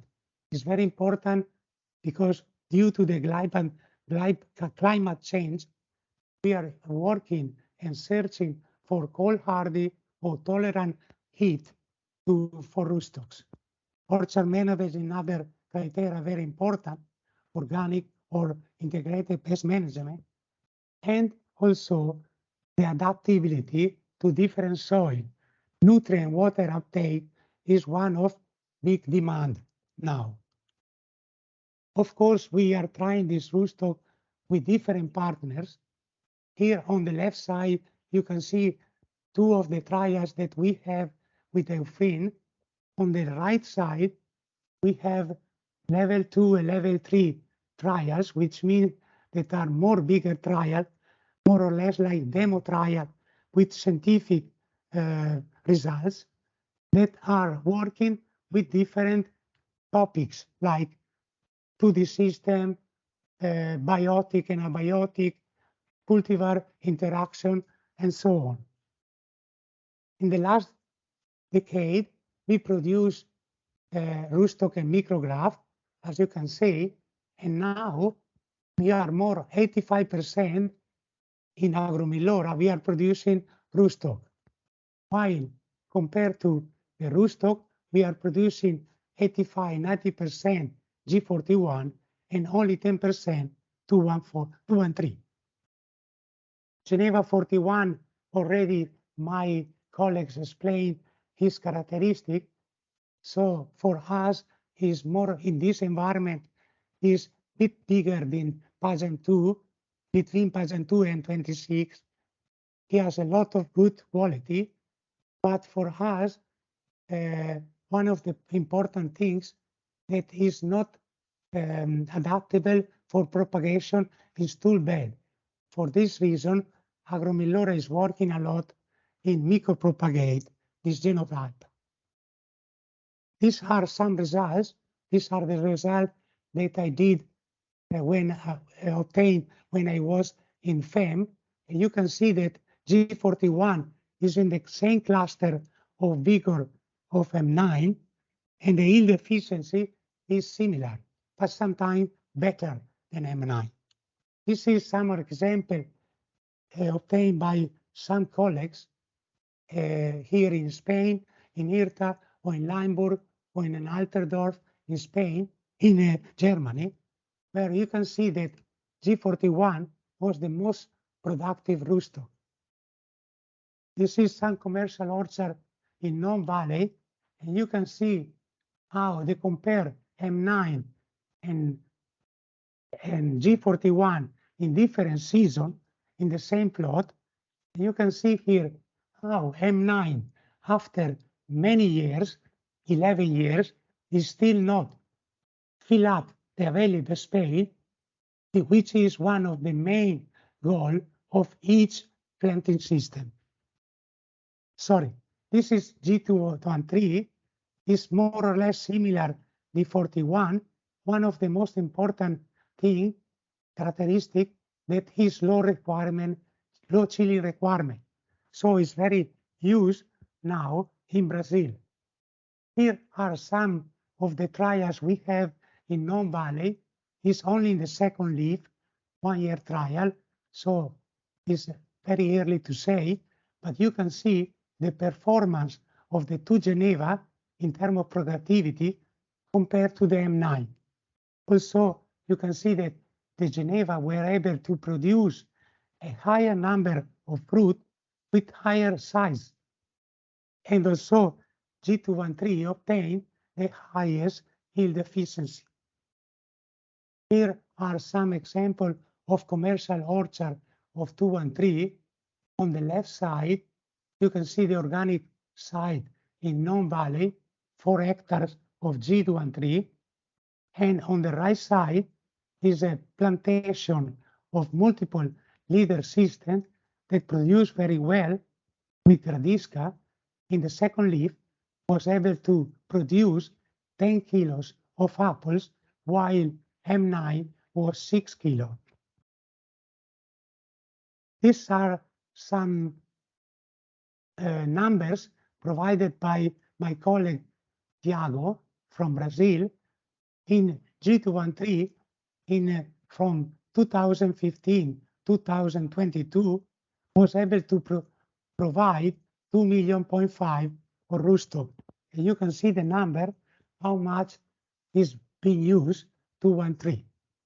On the right side, you can see the productivity significantly higher, both in Gala and in Fuji, compared to M9 for G213. These are some data provided by Tom Howell. And you can see in the United States, the forecast and the real production. You can see that 70% of the production now in Geneva is about Geneva, while the M9 is decreasing a lot. It's more or less 30%, but the forecasts are going to reduce dramatically this figure. Nowadays, if I'm not any mistake, 50% of the Geneva is represented by G41. Here is some numbers provided by Jean-Pierre that I match with some of our data. Is in 2020-21 forecast, while our production is the real one. But just to give an example of the numbers that our Rootstock were presented in those years. So you can see the most representative in Europe is G11, followed by G41 in tissue culture, and then G41 in stool bed. The perspective of Geneva are, of course, toward the biotic stresses, including the upper replanting. Of course, the varieties. Now there are a lot of varieties, and of course, we need the right rootstock for the right varieties. Of course, we are looking at the organic that is increasing dramatically, so we need to provide to organic people also alternative rootstock. And OSCOR, as I said before, training system are changed now. It's not anymore spindle, despite is the most representative, but we are looking at 2D system, so we need to provide different genotypes in order to have a better tree. And we are in Agromilora, we develop the SES for have increased the sustainability in the planting system. Of course, propagation will be a big challenge in the future, even in the present. Now I want to show you a nice example of Gradilis, how he matched the different characteristics to provide a tree to the grower. So he is very keen to use the Geneva with resistant cultivar with the Y system, which is a 2-axis system. So Thank you very much for the attention. And if you have any question, I'm available. Thank you. Dr. Ignacio Iglesias from the Agromillora Group, technical manager, and he's going to be talking about innovation in apple, combining genetics, training systems, and new technologies for an efficient and sustainable apple production. I will explain these aspects. So this is the content. I will escape some of these parts because some of them have been explained, and I will escape also this part because Geneva spent a lot of time and a lot of details about where we are in the world. We announced 2 new field subsidiaries in the future, one in Peru, the other one in Mexico for the next year. So we will still growing in other countries. So one word that defines Agromillora is the olive in hedge. So it's what you can see here, 370,000 hectares in the world. So we applied this concept. We were pioneers 30 years ago in this innovation. So we apply in the last 30 years the same concept for different species. You can see here, for us, the word that we appreciate a lot is innovation. So because innovation is the way to be efficient and is the last step, the sustainability. So I will put the focus on that. So let's go to this graphic. So we are convinced, we have a lot of data that to be efficient, we need small trees. I think there is any question. So we have a lot of reports that demonstrating that the efficiency, of course, is from these small trees. And for the different species, as you can see here, we have a set of rootstocks, a lot of them from Agromillora, some ones as the Geneva from other research centers. And this is the goal of Agromillora to be beyond this innovation in rootstocks, which is the global context. I think the key word for us and for you, for sure, will be sustainable production.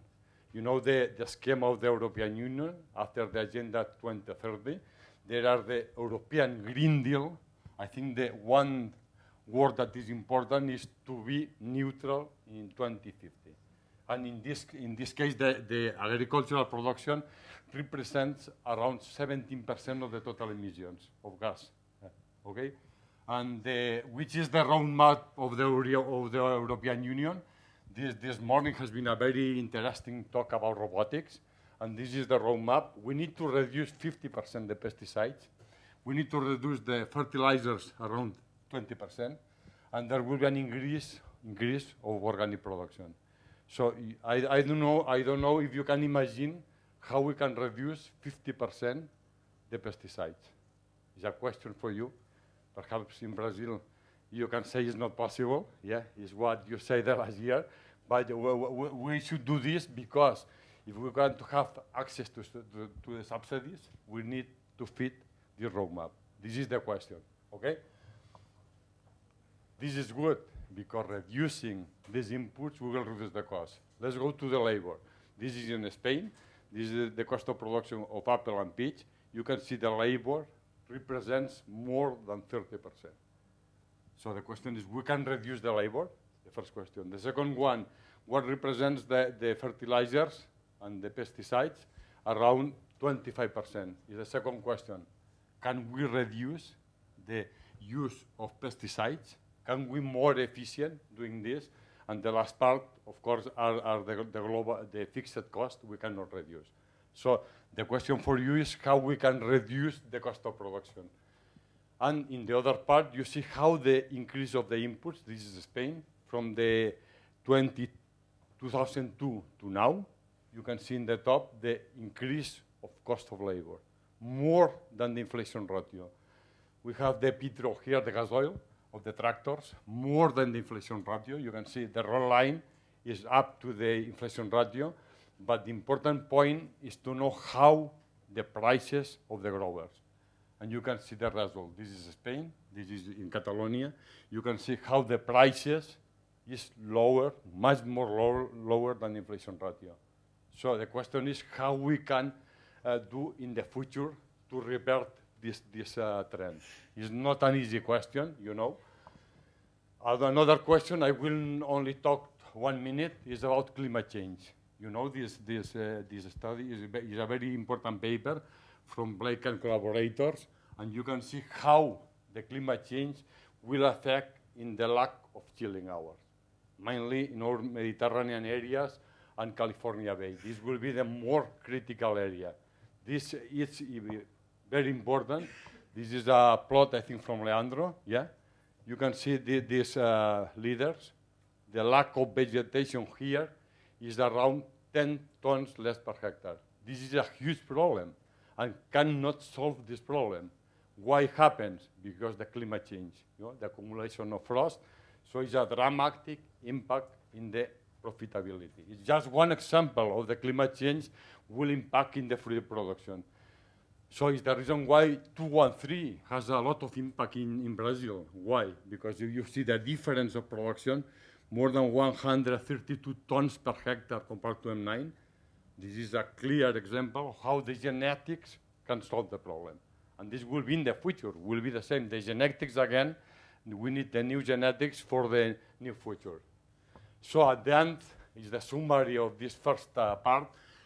You know the third revolution, we know the industrial farming, you know a lot of this word, sustainable intensification. It's not easy to understand in some lobby groups this concept, because some people is thinking that it's not possible the sustainability if we are more intensive. So for some people this is not clear. I will say in another words. So we need to go from the intensive use of inputs to the intensive use of knowledge. I think all of you agree on that. The future will be the knowledge.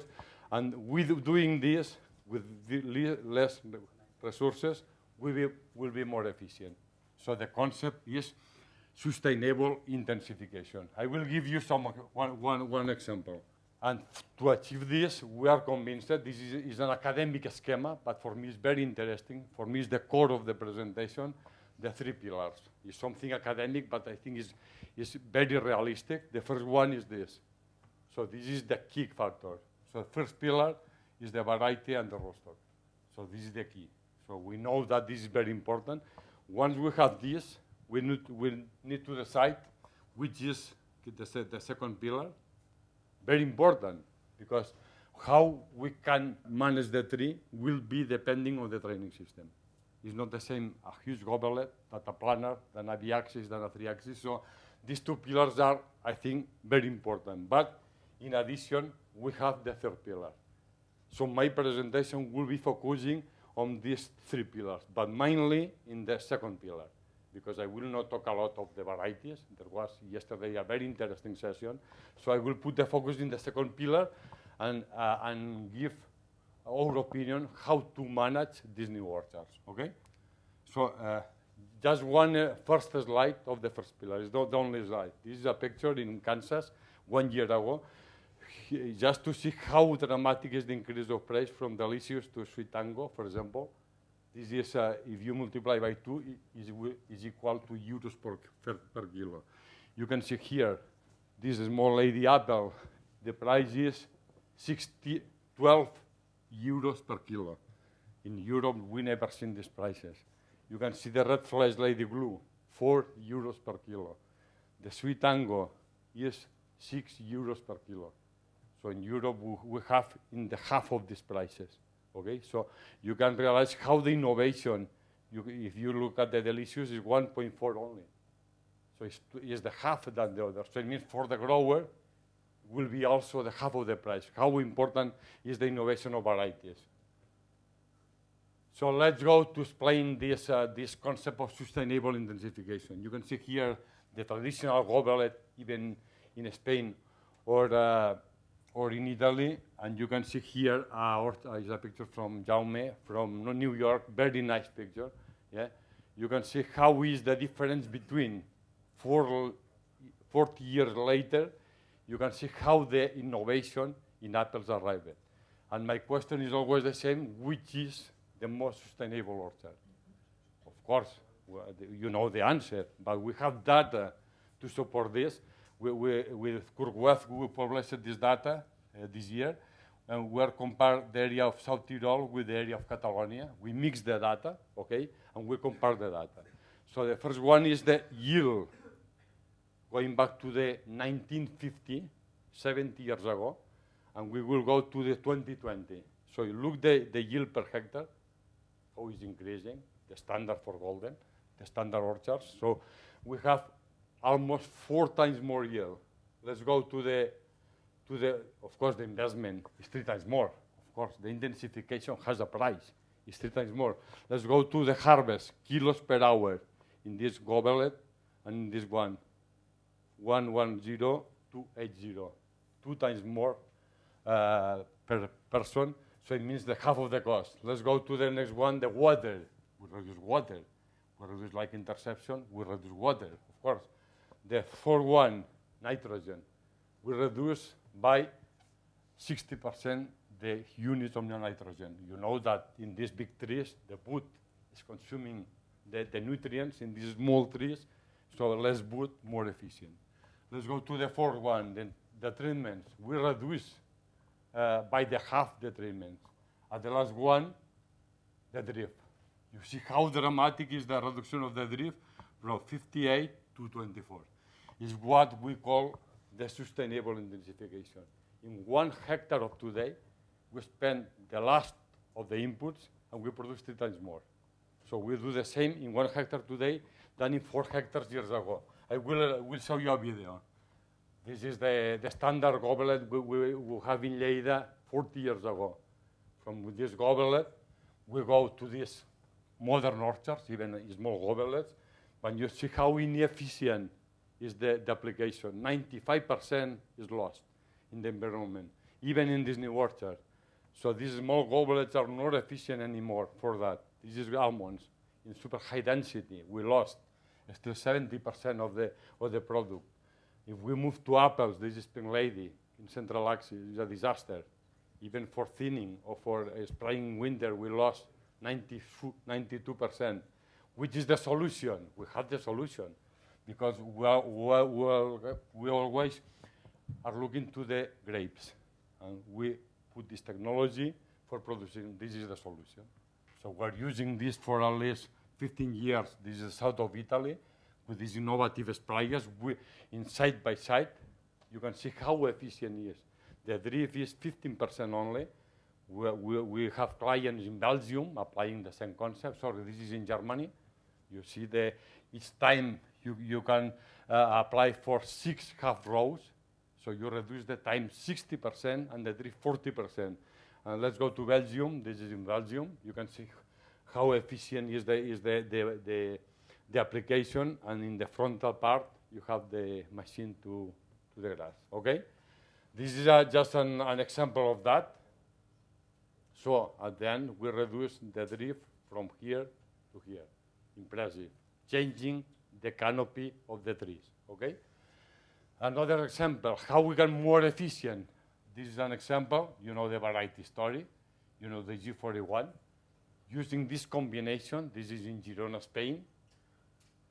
You know the difference, the advantage of G41. When we combine this Rootstock with the story, is a scab resistant in commercial orchard, we reduce 27% the cost of crop protection. So this impact is huge. So the genetics again is the key. So we're in this model. I will go now to explain how we can train the trees. So we are in this part of the vigor.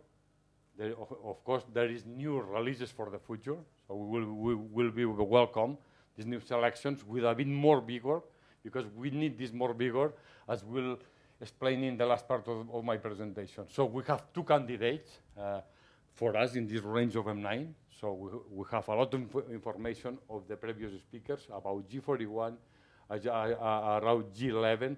We, Agromillora, are focusing in G41 for the reason. Of course, this is one reason that we focus on that. And the other reason is in this vitro propagation, the root system is completely different. So at the end, you can see the impact of G11 on G41 in the Washington industry. So this difference, only for this difference in the root system, is translated in a bigger vigor on the first year of planting. Yeah, the superior root system. So we have the expertise. Nicole explained very well. For 40 years, we have been developing the vitro culture. So we have all the facilities to do this. So for us, it's very important, this expertise. And I summarize all the data in one from Terence that explain a lot of times. You can see here M2, all the Genevas here, G41 and G11. You can see when we compare stool bed and tissue culture, there is no differences, significant differences. So the most important is the impact of the genetics in the profitability. Terence explained a lot of time. So in the pocket of the grower, $80,000 more in the 8 years. This is fantastic. So only changing the rootstock. So I will, in this part, I will give some points how we manage the tree. As I say, we have the Ferrari, we have the Genevas, bigger M9 type. We need to develop the training system. So I will talk just 2 slides with the Solax central axis, the narrow central axis, the B-axis, the multi-leader. This is the 4 options that we have to train the trees, okay? This is, I like a lot this schema because we published it with Nicola Gennaro in a very, very long paper, 38 page, about training systems. I can share with you. So look at the Solaxe, 4 meters, 1.2, okay? You have 2,000 axes, okay? Which was the second step. We moved to 3.2 by 0.9. So we have from 2,000 to 3,400. Having this in mind, we want to have twice more axes, okay? Because at the end we want to have a lot of axes, but the cheapest way possible. So in this case, we produced another B-axis, 0.7, and B-axis. We have in this case 90,500 axes. Okay? And we want more axes. I want 20,000 axes because I want only to put 30 centimeters in between axes, which will be the next step. Which will be the next step? No. No. Multi-leader, right. So this is, here, 22,000 axes. Look, this is the vertical projection of the canopy. So you can think how the impact will be in the accessibility to the canopy of machines and human labor. This is 1.2, okay? And this is 20 centimeters. This is the change. So then we change the architecture. But in this case, it's very beneficial because the number of trees is not far from here. With the same trees, we have 10 times more axes. Of course, there are some inconveniences. Do you understand the process? So if the robotics, as we saw this morning, I will show you after some slide of this morning. So there are 7 companies of robotics. Some of you attend the seminar of this morning. I will give you 2 key words for the future, okay?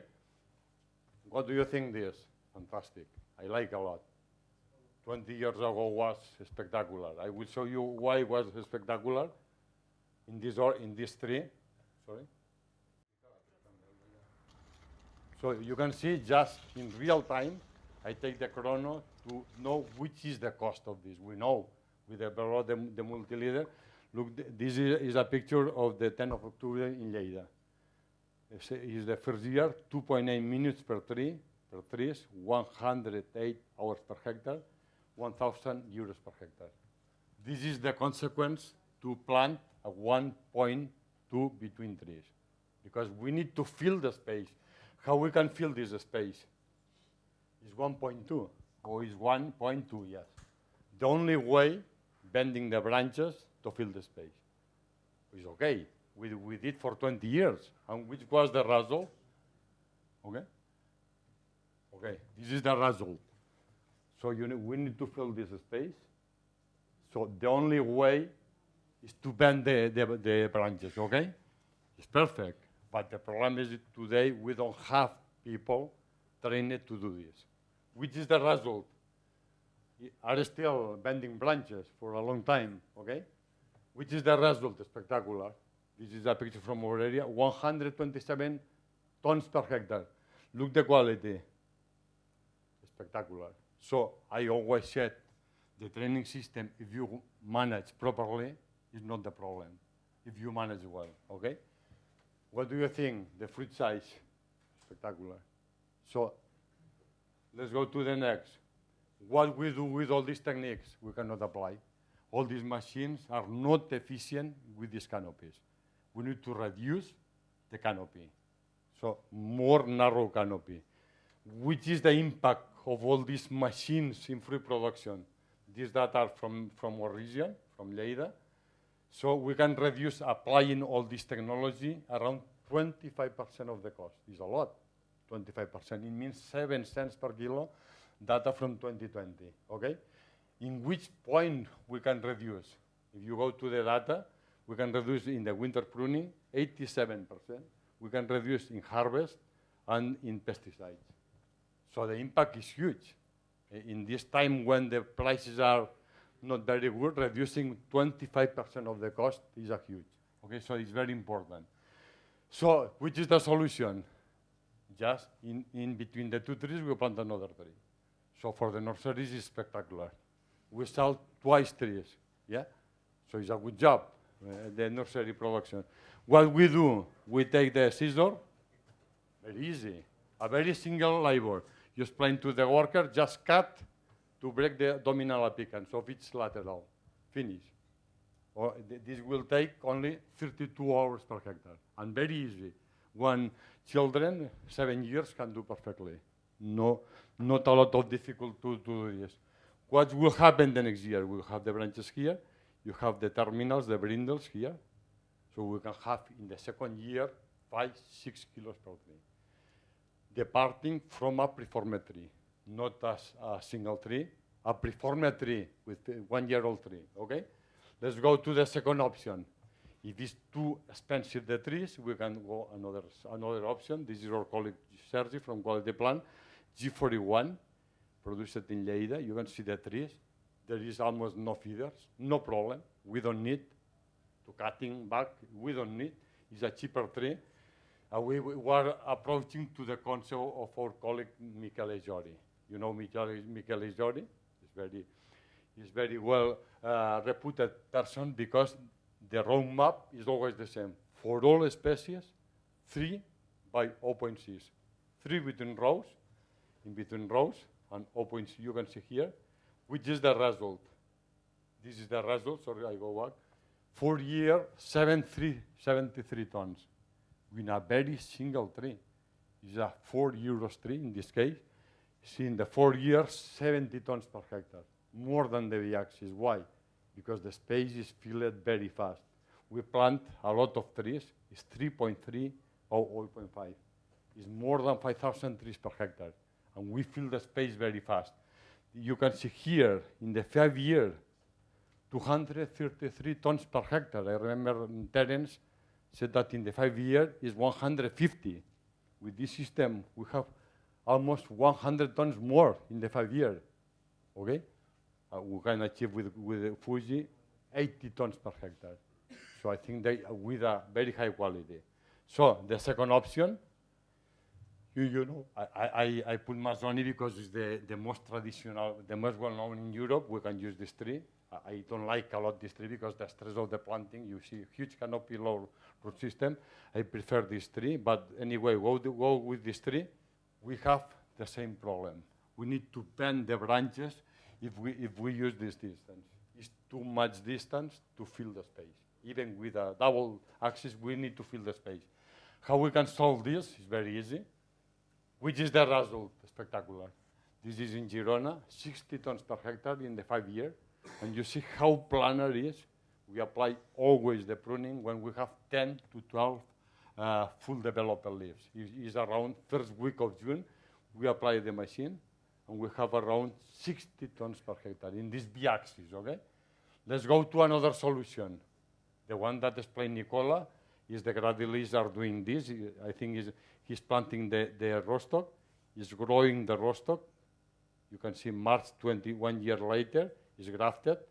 After, this is the B-axis, is another option. You have the grafts here. You have 2 grafts in the same plant, and you have always the equal vigor of the axis. This is a very nice idea. This is G41, okay? This is the trees. So you see the spores, the small spores that can produce in the second year around 20 tons per hectare. Is that the results that they have? This is the colleagues from Gradilis. So how we can improve the efficiency, reducing the cost? Can we produce a more intensive B-axis? We will reduce to 3 meters the distance. This is the aerial view of the orchard, 3 meters here, okay? It's a very planar system, and with this system, we will start with a very, very cheap tree, or let's say medium price. We will cut, we will be the century here. This is in May. So in August, from here, cutting, we have this. At the end of the year, the tree will be 2 meters, 0.5, okay? Other option, if you want, is to have this tree. It's having this tree, a second option. So you can choose the tree what you want. So which is the result? In the second year of this single tree, we can produce 15 tons per hectare. And you can see how close are the axes. This is like a multi-leader, 30 centimeters between axes, like the multi-leader, but with more trees. This is the final. This is 96 tons per hectare. Why? The distance is only 2.8 by 0.5 B-axis. So we have here 7,000 trees per hectare, and with B-axis. Okay, is the second option. You can see here the quality. Sorry, I will go see the quality. All the same quality, the same fruit size, because we apply for mechanical thinning always. So this is the question. This is the summary of the question. One axis, more trees, okay? More cost of planting. You can have 2 axes, then you, with the same trees, we have the double number of axes, so the labor is not huge. If we move to here, it's more difficult. In peach, we abandoned this option. If you want to produce 4 axes, you can try. So the cost will be at least 250 hours per hectare. So for me, the most interesting options are these ones. So look this here. Depending on you, if your labor is cheap and you have labor, of course you need to do, if the labor is cheap, you can do this. So less investment, more axes. So a lot of labor. If you have no labor, go here, but you need to pay more for the trees. You can choose in which part you want to stay. So the last question is, how we can produce something like this? How we can produce with less trees? I go now to the multi-leader.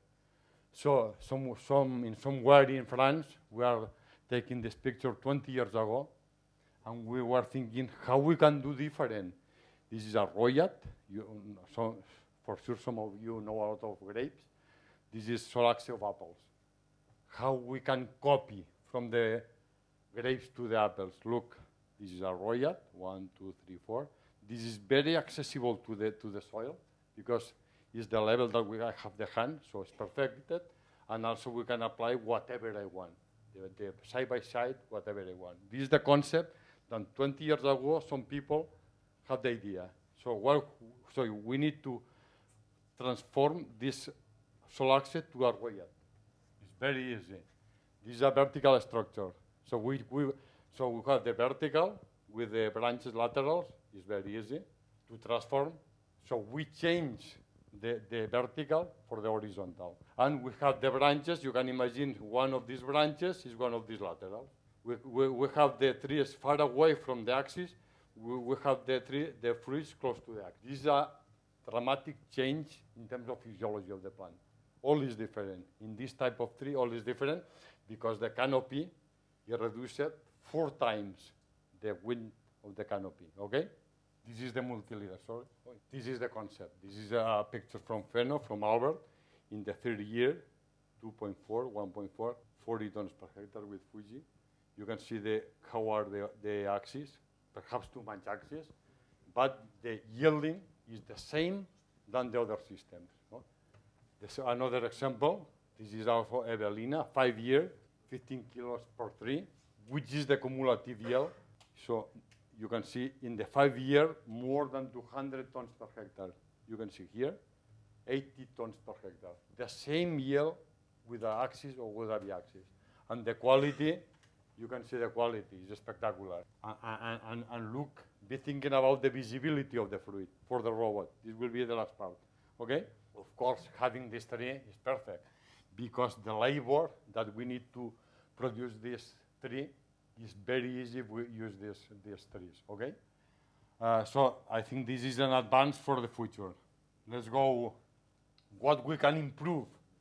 If I will think again to you, what we can improve. What we can have more like interception. Is possible to have more like interception? What do you think? With this, how we can increase productivity? Or you? With this system, I think. Yes, this is my question. How? How? The lady. You don't know? You can imagine, it's very easy. If you go, you have the orchard, okay, DJ? So we reduce from 2.5 to 2 meters. And pedestrian. This is pedestrian. I don't want any more platforms. So this is a pedestrian. This is in Morocco, in the Atlas. You can see 2 meters, 1.5, 1, 2, 3, 4, 5. It's a good idea, okay? You can see here the same with another variety. This is with 2, and this is with 1, okay? The question is, what about the tractor? It's a problem. But if you need a smaller, it's no problem. It's an advantage. This is my favorite. I take like this, the tractor, and I move from the orchard, more or less. If I was strong, it will be like this. 0.9. The cost is the half than the medium tractor. So it's a lot of benefit for me, okay? We're using this for horticultural production in Spain, in these small greenhouses, okay? How we can improve more is the last question for you. What? Another option, to be more efficient. Even more? More. I let you know. Okay, you have 1 row. Here we have 2 rows. No problem. We intercept twice light, and it's also pedestrian. Okay, we can arise the experience of Stuart Astin in New Zealand, 170 tons per hectare with this system. So this is a next, okay? And finally, so we can choose the normal. This is, you see is 3 meters. Or we can do to produce these trees, the pedestrian. You can see, you can go the pedestrian, no pedestrian. Of course, not all advantages, which is the main problem of these systems, the labor of the first year, 240 hours per hectare. It's a lot of labor, but for small farms could be an idea. Yes. It's tough for us to sell all those apples that we produce right now. Yeah. Everybody starts producing. This will not happen. Don't worry for that. No, just you were asking questions until now. Yeah. What do you say about that? No. I think it's a perfect option. If I can produce 170 tons in 1 hectare, instead of having 10 hectares, I will have only 5. Okay. No problem. I will be more efficient. Okay, I will finish. So this is the non-pedestrian, pedestrian. Okay, let's go. Is the reason why for this non-pedestrian, we have more vigor trees. We have Rootstocks with a bit more vigor than G41 or G11. This is the place of the new Rootstocks. And what is the future orchard? I am finishing in 5 minutes. What do you think? This could be the future orchard? 2 meters only between trees, between rows. You think it's not possible? Let's go to the future. Okay, this is in the Trentino. I take this picture in 1934. Okay, not me, of course. This is the second step. 50 years later. Okay, is the progress was good. This is in New Zealand. I was there for some time working. This is in Lleida. And this is the picture of today. Look, 30 centimeters in this multi-leader. So the change is dramatic. It's all apples. What change between here and here? Only the architecture of the tree. From a big goblet, we have 100 goblets from 1 tree. And we change the structure. So at the end, we do this. From this, we are going here. You can see the goblet here. I think this is the more important change in the fruit industry over the last 70 years, okay? And with this is a picture of yesterday. For me, could be the future orchard. Doesn't matter if it's one axis, two axis, or multi-leader. You can see how the yield is in the 3 years, 78 tons per hectare. Pack out 95%. Spectacular. This is M9. With Geneva's will be even better, of course. Yes, yeah. You can see how this is a multi-leader. You see how the uniform is the quality. Spectacular, okay? Just one example, what we can do with this orchard. For example, one company in Spain, IRPIC, developed this counting system. It's a scanner that will scan the canopy in the camera, and we will have the yield per tree, per row, and per hectare. If we don't use planar canopies, the efficiency is reducing a lot. Okay, you can see here is this is the camera. With this camera, it's scanning every time you go to the spraying for free. You will have the scan. You will have the yield. Okay, this is an example of how we can manage. You can see here. This is the result. 1 second. The camera, one camera here, another camera. You can see how the vision, the artificial intelligence is looking at the trees, okay?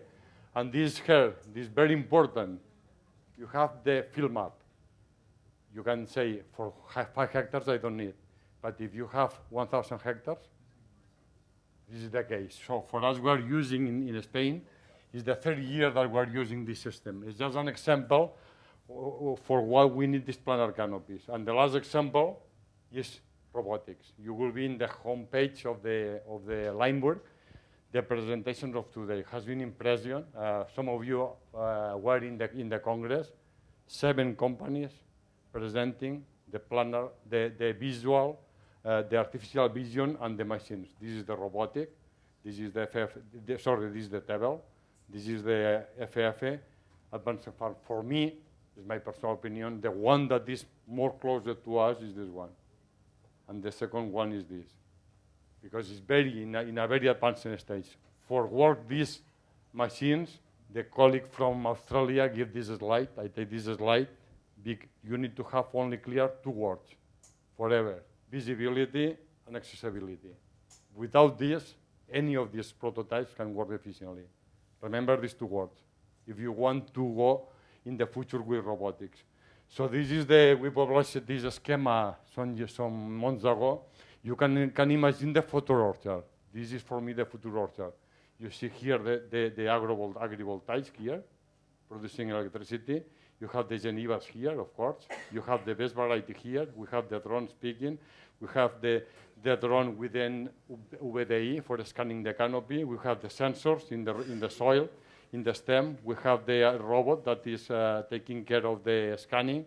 So for me, it's the future orchard that is here. If you attend the Congress yesterday about Washington State, Jim explained the orchard in Washington exactly like this. So it's not for the future, it's for the present, okay? We implement all the innovation, and this is the 3rd pillar. Remember the 3rd pillar? This is the 3rd pillar. And some people say this is for the grower a cost. It's not a cost. It's having tools to know when you need to apply the fertilization, which is the irrigation, when you need to go applying for the scab, tools to be more efficient, okay? I think this is the last one. Okay, thank you very much. We're going to try to have a virtual conversation with European fruit growers who can testify to their experience with the Geneva Rootstocks in Europe. So we can share that. Cuando tú digas. Cuando queráis, porque se podrá recortar el principio. Estoy grabando ya, cuando queráis. Good morning, everybody. It's a pleasure to produce this video for Interpoma. And we are now in the area of Girona, in the orchard of Mr. Llorenç Frigola, and he will introduce himself. Llorenç. Okay, we are second generation of apple producers, about 100 hectares. The idea is to arrive to 120 more or less. So my father started in 60s. The 60s we have all varieties starting from Gala in August and finishing from in November with Pink Lady. So we are also diversifying a little bit with natural juices and production of hard cider. Okay.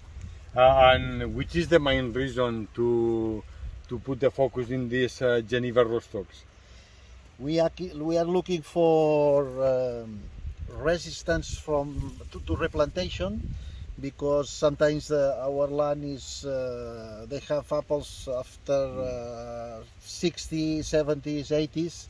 So we want more vigor, more yield, more productivity, and also all the resistance that we can achieve. It could be interesting for us to woolly aphid or far blight or etc. So we are looking for this advantage. Because the standard option in this area for the last 20 years has been obviously the M9 selection, right? Yes. So, and the problems arise with using the M9 selections is not the option to solve the problems, right? We have had a lot of problems when we start to produce in wall production in 2 axes with M9, the Pajam 1, Pajam 2, etc. So we have a lack of vigor, and the vigor of the plant is not enough to arrive at good productivity. And in this case, I think you never can reach the full productivity. If the tree cannot reach the top of the row, you can never reach the optimum productivity. So I know that this is the main reason in terms of productivity. Of course, if the plant doesn't reach 3 meters or like this, we can produce 50, 60 tons per hectare. So it's a very big problem. And we have had this problem increase it with Viaxi plants. And also with multi-leader will be even more problem to go to the top of the row. Of course. Okay, thank you very much, Lorenz, and have a good morning. Thank you. Bye bye. Bonjour, je m'appelle Julien Barbier, je suis responsable du verger de Russell. Nous sommes ici devant une parcelle de Sexy, donc sur le porte-greffe G11.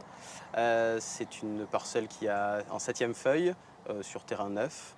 Voilà, donc c'était une plantation directe.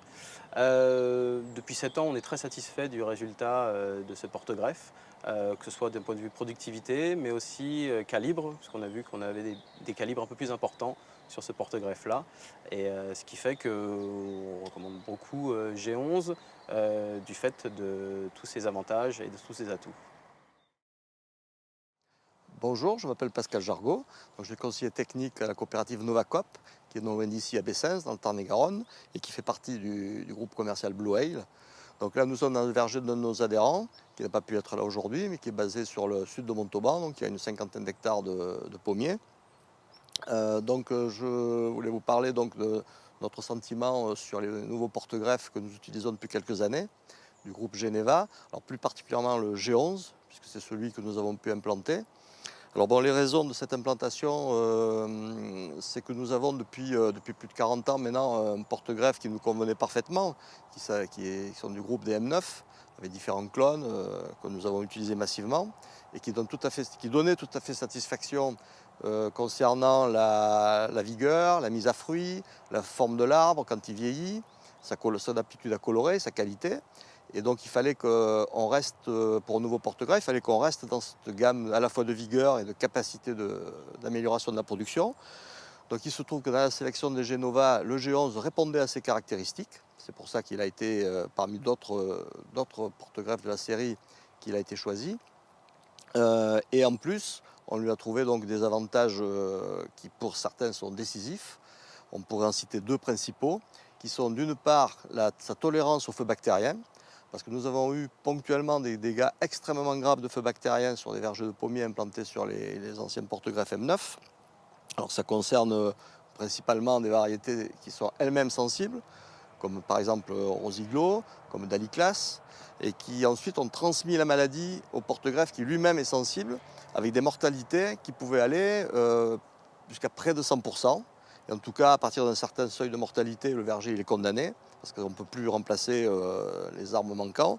Donc ça aboutit dans certains cas à la disparition de certains vergers, ce qui est quand même très grave, parce que c'est des vergers jeunes, c'est arrivé souvent quand les arbres avaient 3-4 ans. Donc le fait d'avoir un porte-greffe qui était beaucoup plus tolérant ou quasi résistant à ce feu bactérien, c'est un avantage énorme. Et la deuxième raison pour laquelle nous avons mis pas mal d'espoir sur ce nouveau porte-greffe, c'est son comportement en cas de replantation, puisque des différents essais dans les centres expérimentaux nous ont montré qu'en cas de replantation, il était plus tolérant à la fatigue du sol et qui donnait des vergers qui se développaient un peu mieux quand ils étaient jeunes que les M9, donc la famille des M9. Et comme les replantations, c'est quelque chose qui est fréquent, parce que les arboriculteurs professionnels, souvent, ils n'ont pas des terres disponibles en quantité, donc ils sont obligés d'arracher, de replanter au même endroit. Et donc souvent, les vergers se développaient avec difficulté dans les premières années, et le G11 avait tendance à mieux supporter cette fatigue de sol. Voilà, donc ces deux raisons étaient quand même essentielles. Après, maintenant, donc, il y a quelques implantations qui ont été faites, qui ont quelques années maintenant. On peut juger, donc, alors ce n'est pas des milliers d'arbres, c'est plutôt des centaines d'arbres. On n'a pas pu avoir accès à un nombre suffisant. Mais il y a quelques vergers qui sont autour de 5 ans, hein, et sur lesquels on peut commencer à se faire un jugement. Et ce qu'on constate, c'est que déjà, le niveau de vigueur qu'on souhaitait comparable au M9, c'est le cas. Hein, les vergers ne prennent pas une vigueur excessive en vieillissant, ils ne s'affaiblissent pas non plus, on reste dans ce qu'on souhaitait. La tolérance aux feux bactériens, on n'a pas forcément constaté dans tous les vergers parce qu'il faut qu'il y ait des feux bactériens, mais certains collègues ont constaté qu'il y avait effectivement une tolérance, c'est-à-dire suite à des attaques, il n'y avait pas de mortalité sur les G11, qui est quand même le but recherché. Et ce qu'on constate en vieillissant, c'est une certaine homogénéité peut-être qui est peut-être légèrement meilleure que sur les M9, avec notamment une union de greffe qui est très propre, très lisse, et ce qui donne peut-être plus de régularité, puisqu'avec les M9, qui avaient tendance à faire des racines aériennes qu'on appelle broussins, ces racines aériennes pouvaient entraver la circulation de la sève, et selon la hauteur du porte-greffe au-dessus du sol, donner plus ou moins de vigueur.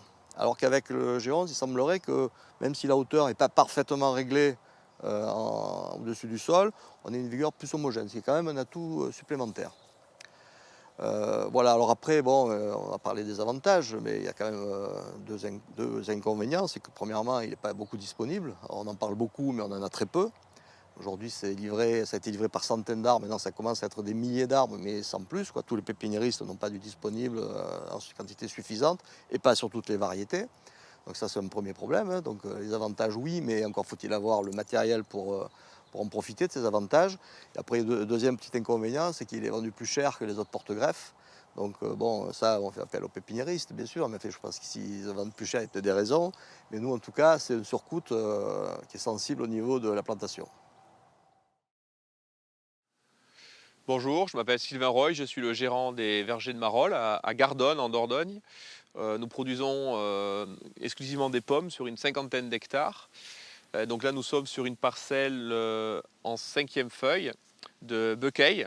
La parcelle a été plantée avec le porte-greffe M9-MLA, à l'exception de cette partie sur 5 rangs qui ont été plantés avec le porte-greffe Geneva 41.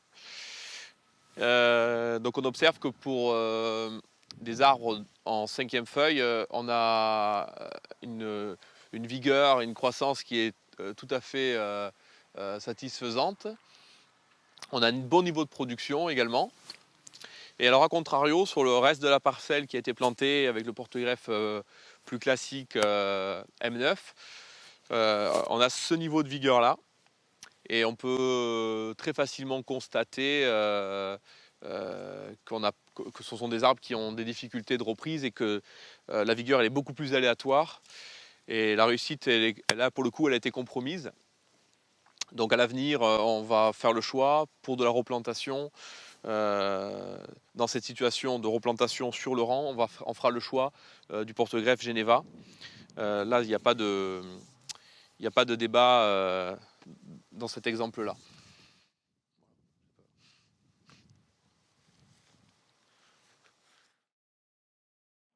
Bonjour, je m'appelle Géraldine, je travaille à Blue Whale au service technique basé à Montauban dans le 82.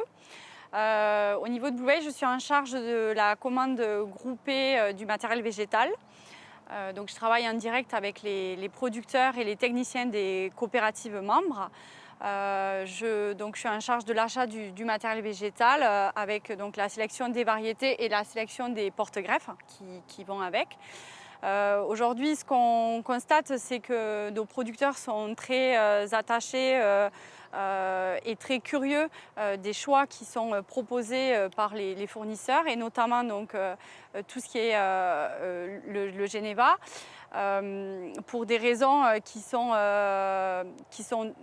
importantes aujourd'hui puisque ce qu'on s'aperçoit, c'est que nos producteurs ont de plus en plus de difficultés à trouver du foncier, à renouveler leur foncier sur des terres neuves.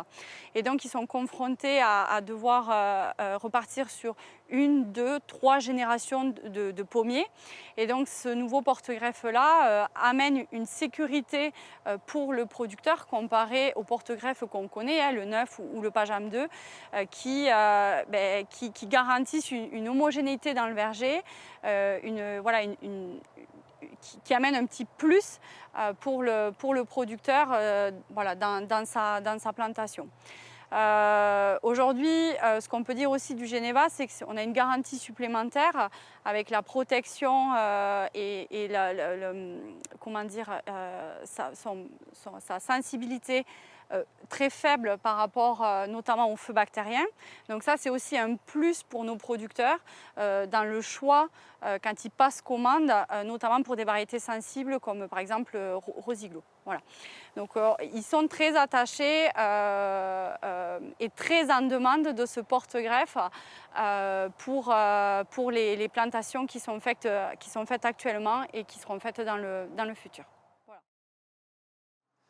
Bonjour, je me présente, Blanchard Bertrand, je suis responsable sur le verger du domaine de Castan, en Bergeracois, dans le Périgord. Donc nous avons fait une plantation d'inogo en bio, dans le but d'une replantation. Donc nous avons choisi 2 types de porte-greffes. Le 969 que nous avons choisi en biax afin d'avoir une vigueur plus importante. Donc en biax, nous avons rabattu le porte-greffe 30 cm au-dessus du porte-greffe afin de dominer avec 2 axes. Et ensuite, sur ces 2 axes, nous aurons des branches beaucoup plus fines. Dans la deuxième modalité, nous avons choisi en 935, dans le but d'avoir une vigueur moins importante, nous avons choisi l'axe classique. Donc avec une vigueur moindre, donc nous avons des branches que nous avons faire plus rapidement et avec des mises à frit beaucoup plus rapides. Bonjour, je m'appelle Bernard Crespel. Je suis conseiller verger pour la coopérative Stanor, adhérente au groupe Blue Whale, situé dans le sud-ouest de la France. Cette coopérative appartient à 25 producteurs qui regroupent environ 1200 hectares de pommiers. Le sujet des porte-greffes est très important pour nous. Ces 30 dernières années, nous avons quasi exclusivement utilisé le M9 pour développer nos vergers, avec ses différentes composantes, Lancep, Cépiland, 9MLA ou NAKT. Aujourd'hui, nous développons depuis quelques années, en particulier le G11.